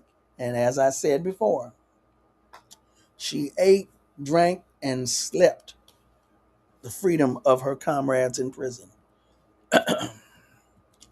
There is no question that support for political prisoners and prisoners of war should and must be an integral part of any movement for liberation. There is no question, that is, for people who have dedicated their lives to the struggle for freedom in this country. Such people realize that it is not possible to talk about a movement for liberation if you fail to liberate people who are incarcerated as a result of that liberation struggle. What is called into question, therefore, is whether or not we are serious about revolution and liberation. I remember sitting in the back room of the Harlem office of the Black Panther Party on 7th Avenue and listening to political education class where Mao Zedong's Red Book was being discussed. This particular day, the passage under discussion was, "Tell no lies and claim no easy victories." Hold on one second. For me. Hold on. I interpreted that to mean go to the people, organize the people, work among the people, and tell no lies about what we want and what we've done and what we've accomplished. We have to build a strong bond of trust with the people and show them by example that we're different from the politicians and corporate businessmen and others who say anything and do anything to get the people to go along with their program. This lesson has been the cornerstone of my understanding of what this struggle is supposed to be about. If we take the tell no lies approach to organizing, then we take the time to build the foundation for a movement that is destined to bring us the victory we say we're fighting for. Then there would be no need to organize separate programs to educate the community to the existence of political prisoners. No, because while we were working to organize rent strikes and take control of abandoned buildings, to create decent housing in our community through our sweat equity, we would be talking about how Abdul Majid and others organized tenant associations such as the Ocean Hill Brownsville Tenants Association in Brooklyn. While we're organizing around the issue of quality education that teaches our true history and role in this society, we would be talking about Herman Bell and Albert Noor Washington and their work with the liberation schools.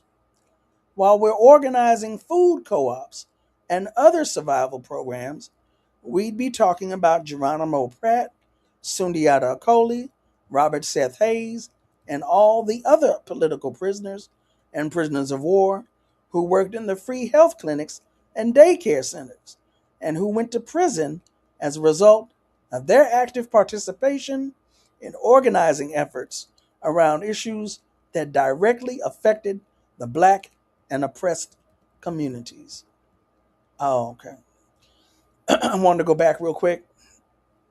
Abdul Majid and a brother by the name of Bashir Hamid were known as the Queens Two, I believe it was.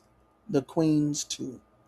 Two brothers who were members of the Black Liberation Army eventually, came out of the Black Panther Party, were members of the Black Liberation Army, were accused, tried, and convicted of shooting cops and police. And unfortunately, both Bashir Hamid and Abdul Majid passed away in prison. Unfortunately, neither one of them were able to be brought home.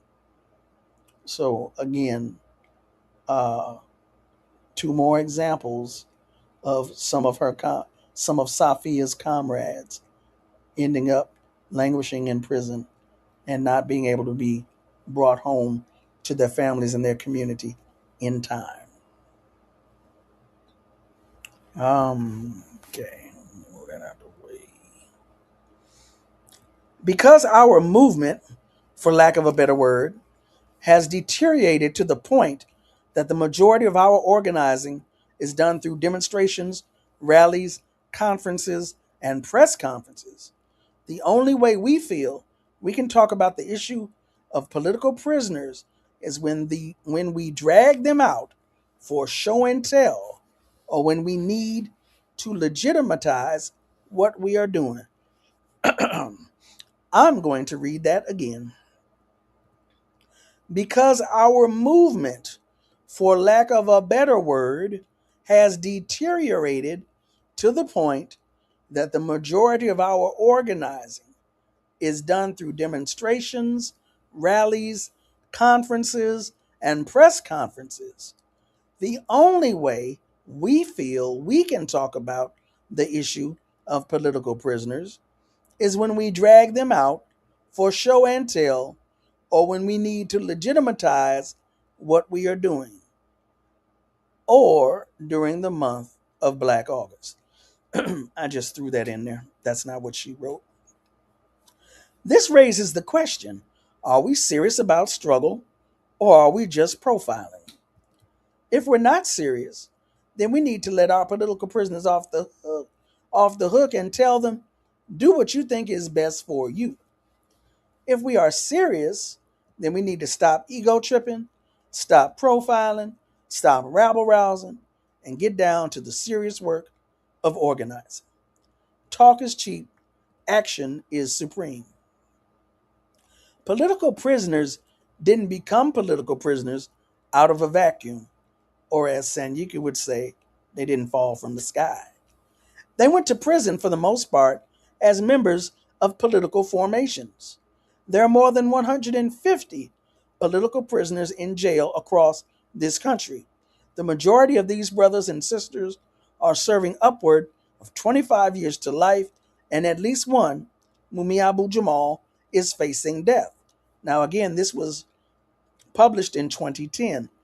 Several members of the BLA, the BPP in New York, for example, have come home. Ruchell McGee out here in California came home. But new political prisoners have taken their place. Some members, Mumia is no longer on death row, but he's still locked up. We have other instances of political prisoners who may not have been members of formations such as the Black Liberation Army. You have your George Jackson political prisoners, brothers who were in prison, unconscious, came into prison non-political, but became political once they were in prison, and thus are now under attack by the state. So you've got the Pendleton 2, you've got Shaka Shakur, Josh, I've forgotten Josh's name. I wanted to say boy.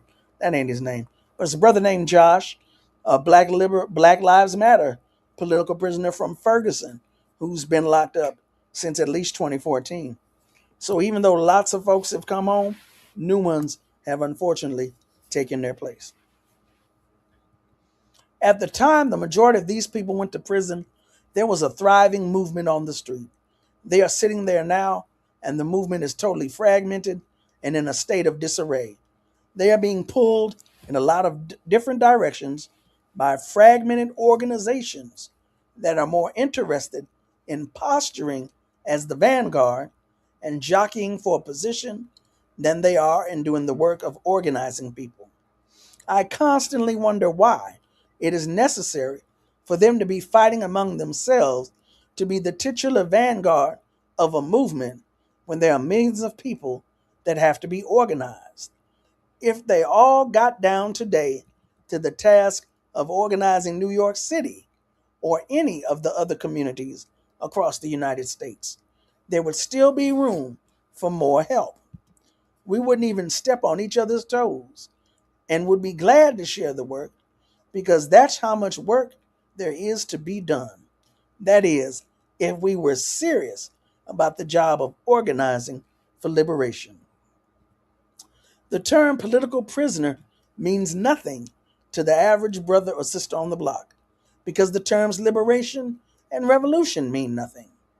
The words have no meaning for our people, no real meaning, because we have done no real organizing and educating for liberation. The lack of consciousness among our people, the lack of support for political prisoners is a direct result of our lack of concrete work among our people. The day of people getting involved in struggle for great socialist ideas is long gone, if it ever existed. Our people require examples of the concrete changes in their conditions that will occur if we collectively fight for change. Once they are shown the example of what could be achieved, they are more likely to support struggle.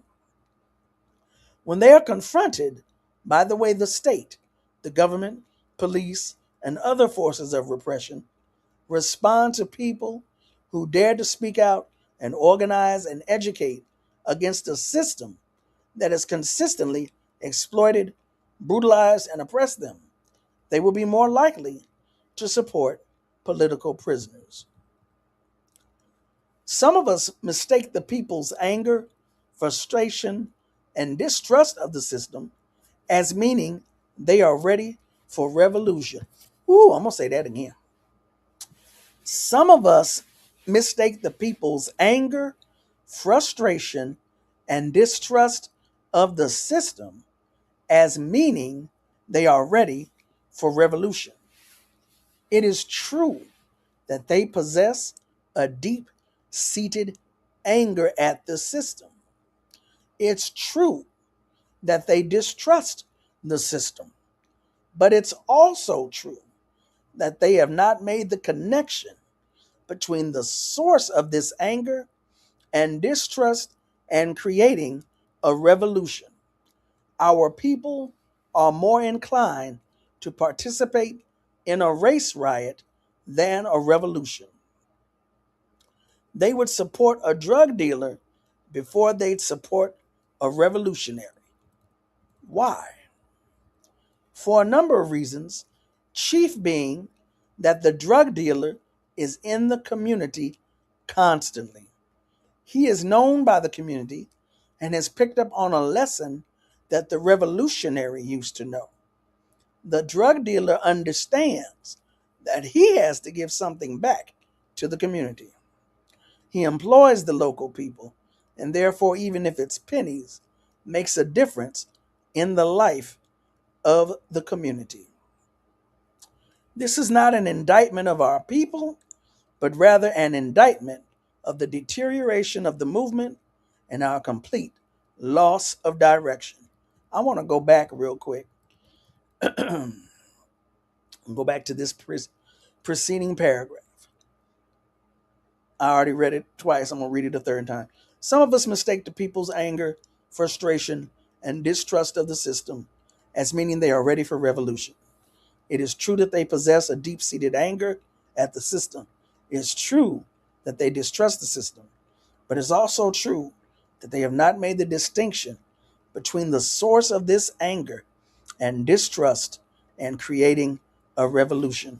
I want to go back to that because one of my, I'm not going to lie and say it's research purposes. One of the things I do is watch police body camera footage.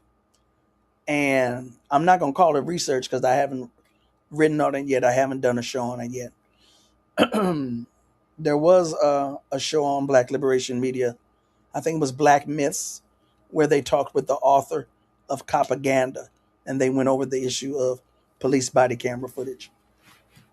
So one thing I noticed, there's so much that I noticed, but at any rate, one thing that I noticed watching a lot of this police body camera footage, and body camera footage from various police departments across the country, it's some of everybody, but I only be watching the black folks. That's my concern, is black folks.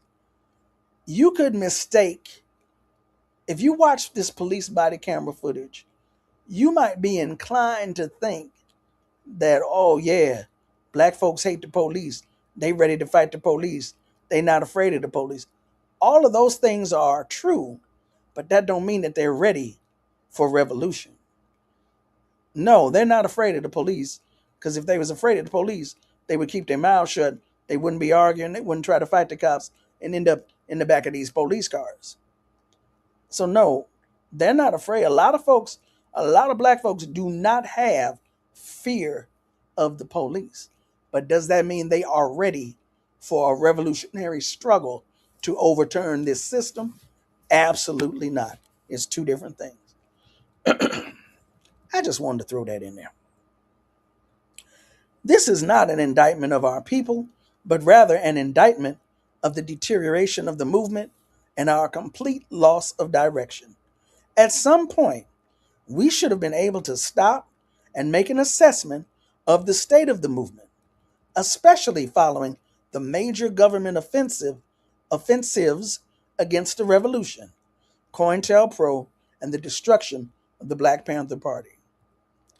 We seem to have forgotten everything we ever learned about revolution, that it's about the people, It's about making qualitative and quantitative changes in the conditions of our people.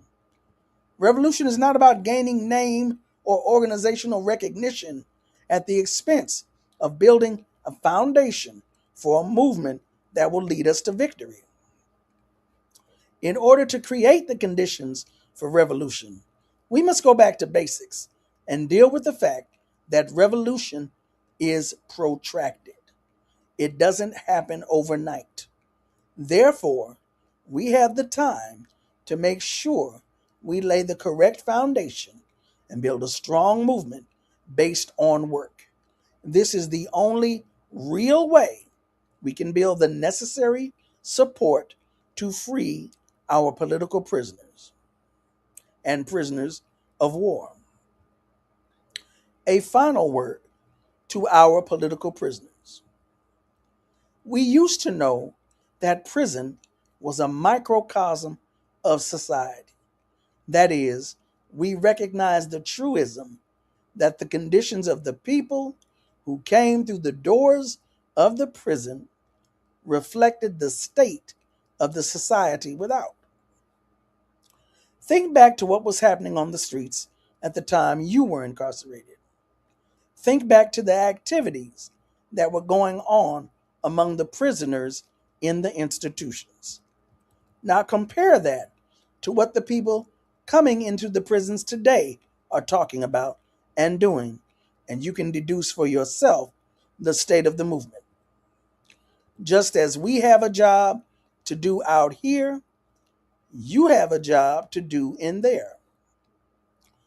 Being in prison does not release you from your obligation to educate, to liberate. Ooh, you're going to put more work on these people.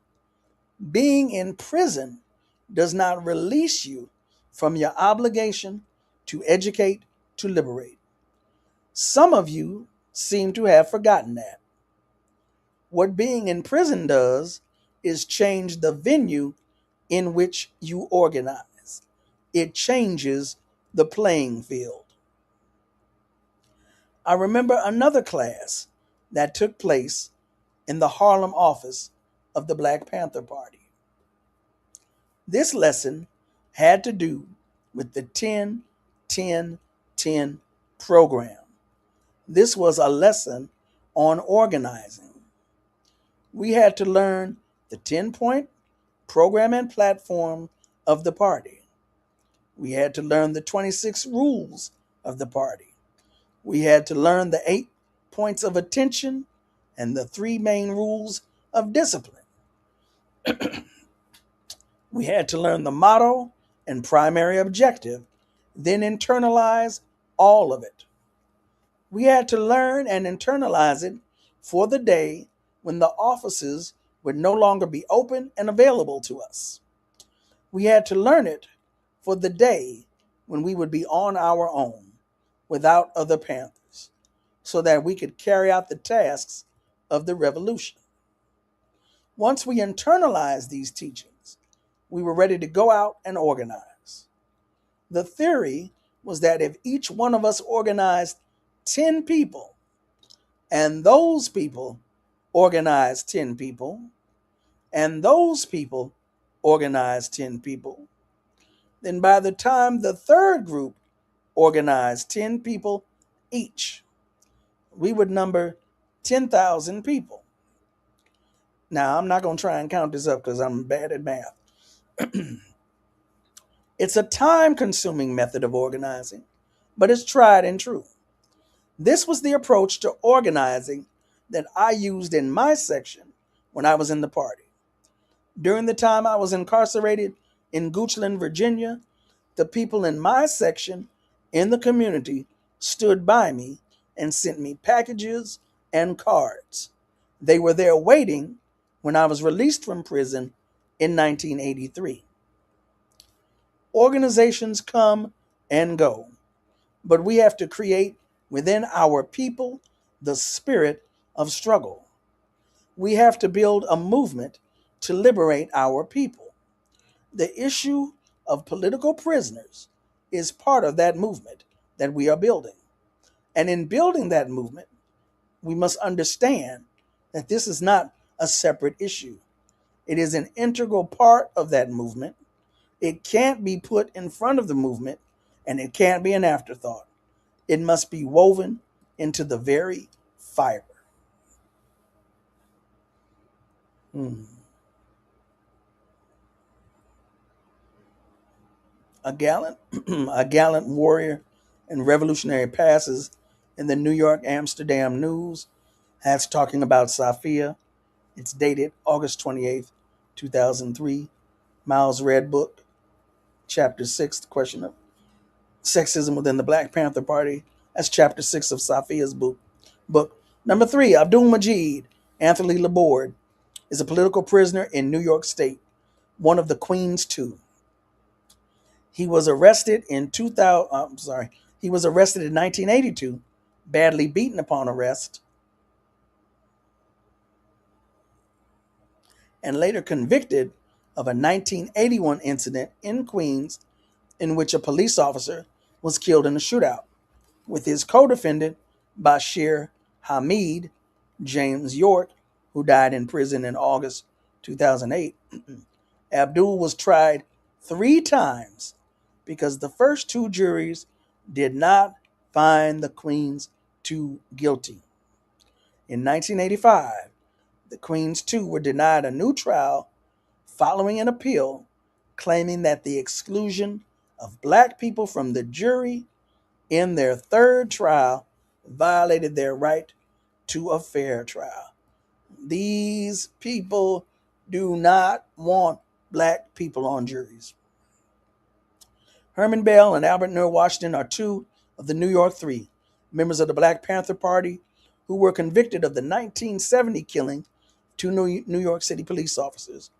Jalil Muntakim, formerly known as Anthony Bottom, is the 3rd. Nur died of cancer in prison in 2000. Herman and Jalil remain in prison in New York State, having been denied parole several times, despite the support of the son and other family members of the policemen killed in the case. What just happened? I'll be darned. We went over to blood in my eye. That is not what I was looking for. But yeah, that is from, I guess, 2000. Well, the book was published in 2010. Since that time, Herman Bell and Jalil have both been released from prison. So,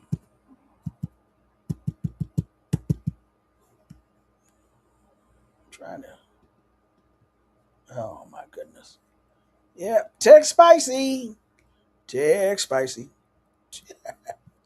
Text spicy. I was trying to go through the notes, and I ended up hitting something, trying to get back to it to see what I missed.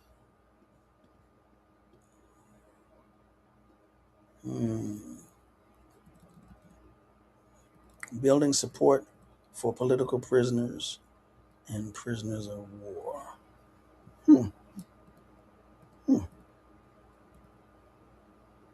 No, that's not it. Hold on.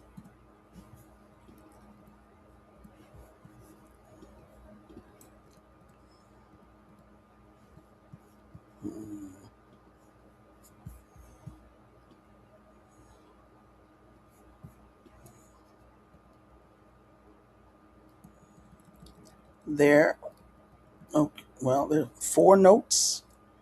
4 notes. Yes, 4 notes.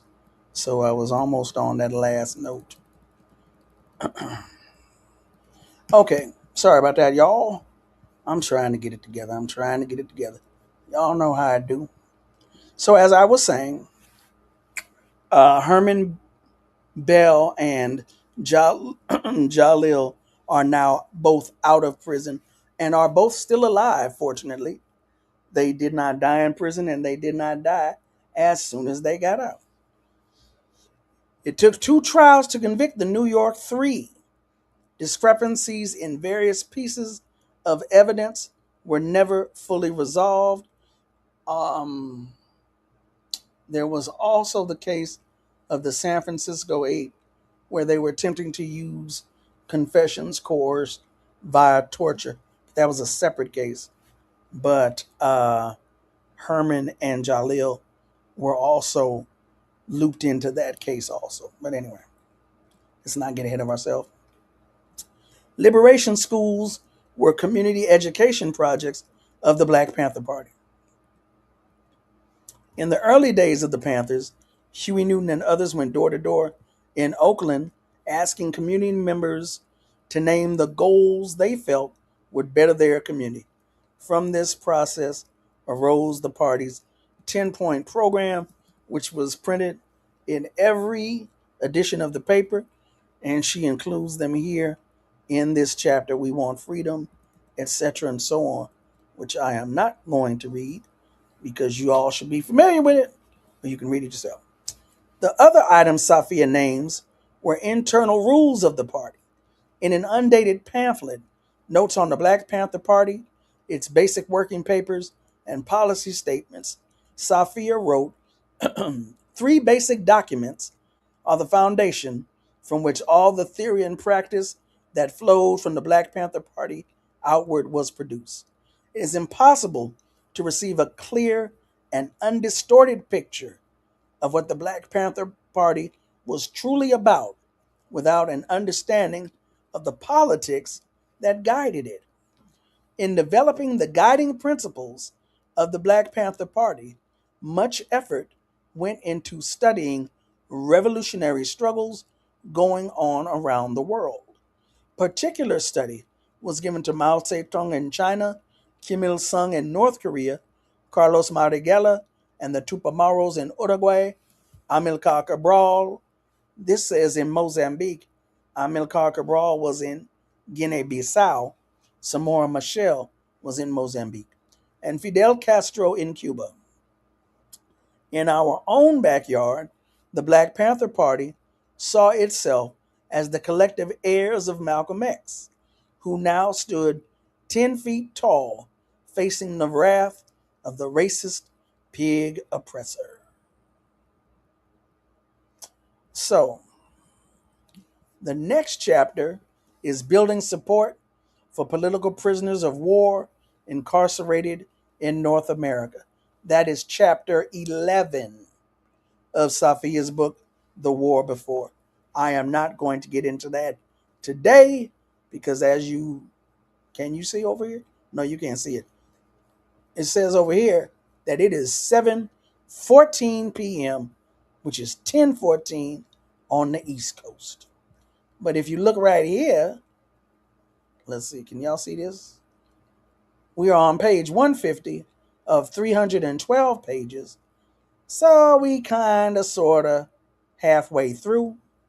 But again, as I said, we are going, even though today is the last Sunday of Black August, I am committed to finishing all of the chapters, all of the pages of Safiya's book.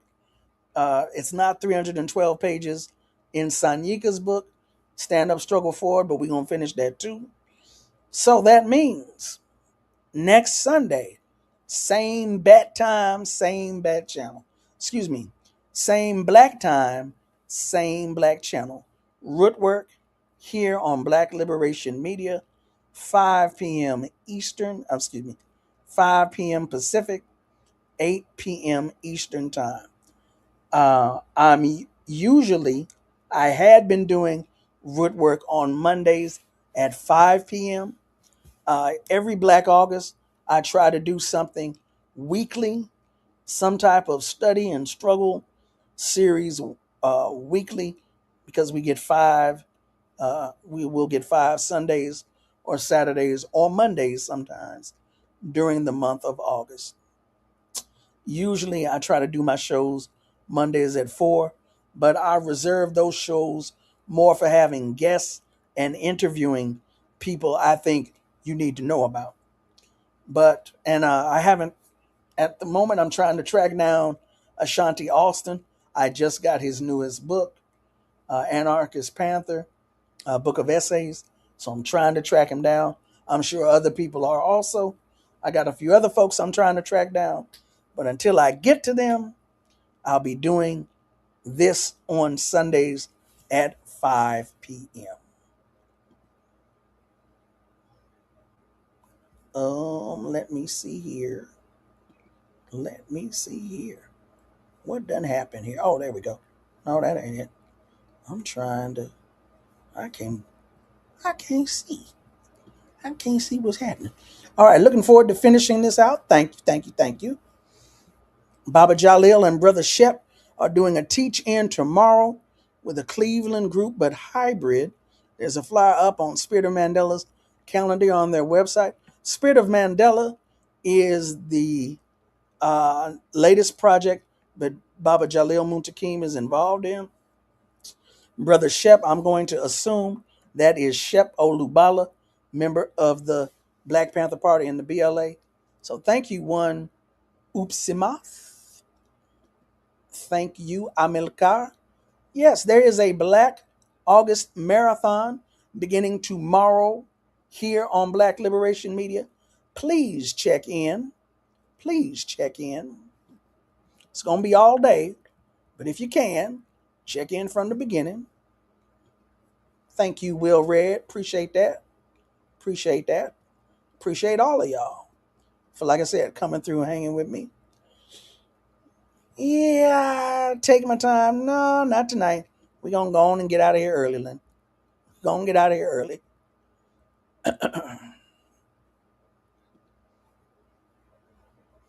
Need to buy a second copy of Stand Up Struggle Forward. Gave mine to a brother I met. Yeah, giving away book. Next time, buy several copies. If you can afford it, buy several copies. That way you can give them out and still have your own copy. But that's something to be said, to give away your only copy of a book. You better than me. You are better than me. Trying to go back and go through all of these comments. Hard to accept and too true to disbelieve. And you're gonna have to sound that name out for me. I'm not even gonna try and mess that up. Hey, David Silberg, how you bees? Good to see you. Good to see you. Thank you for coming through. And you are quite welcome. You are quite welcome. All of y'all's is quite welcome. Sally O'Brien, that's her name. Whew, thank you. Sally O'Brien, not Sheila O'Brien. Yes, Sally O'Brien, sadly, unfortunately, passed away. I never met her in person. We would talk on the phone. She was at BAI, I was at KPFK, so those were both Pacifica stations. Yeah, and unfortunately, I let communication lapse, and Sally got up out of here. I ain't gonna be mad at her. Take your rest. Take your rest. You are very, very, very, very welcome. Thank you for this. So grateful. Oh, well, you're grateful. Well, I appreciate it. I appreciate it. I appreciate you. Appreciate. I appreciate being appreciated. And as I mentioned before, shameless plug, don't let brother Mike Mac Clubbin, be the only one to lift up and carry this show. The Venmo, Cash App is at the bottom of the screen. And the Patreon for Black Liberation Media, that's at the bottom of the screen also. You got folks working on programming for you tomorrow, 24-hour marathon. Please stop through and show your love by way of attendance, viewing, sharing, and giving a couple of coins, nickels, dimes, whatever. We like that folding money too. All right, y'all. So 721. thank you again for hanging out with me on this Sunday afternoon, evening. Please remember to like, to share, and to subscribe. You all stay safe, take care, and I will catch you on the next one. Peace out. Nothing in Deborah Jones's formative years could have prepared her for life in the US organization. Like many of her generation, she was Black and proud before the phrase became popular. She believed and still believes in the principles for which the organization stood.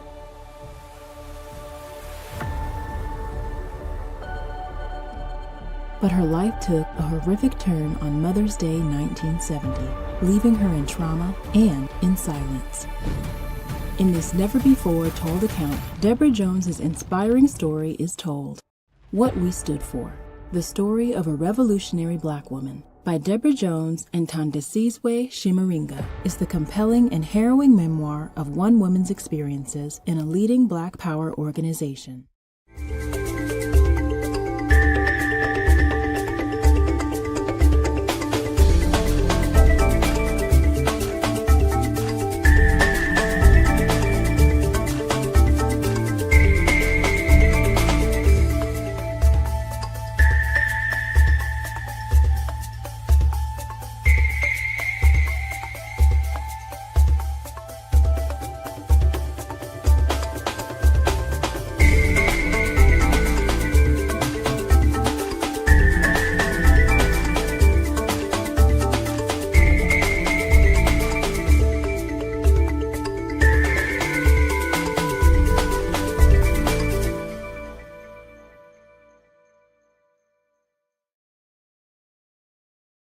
Black Liberation Media is a collective of Black and African organizers, journalists, academics, and media personalities serving Black and African masses seeking to further grow in their understanding of themselves, their histories, and the African world through entertainment and news.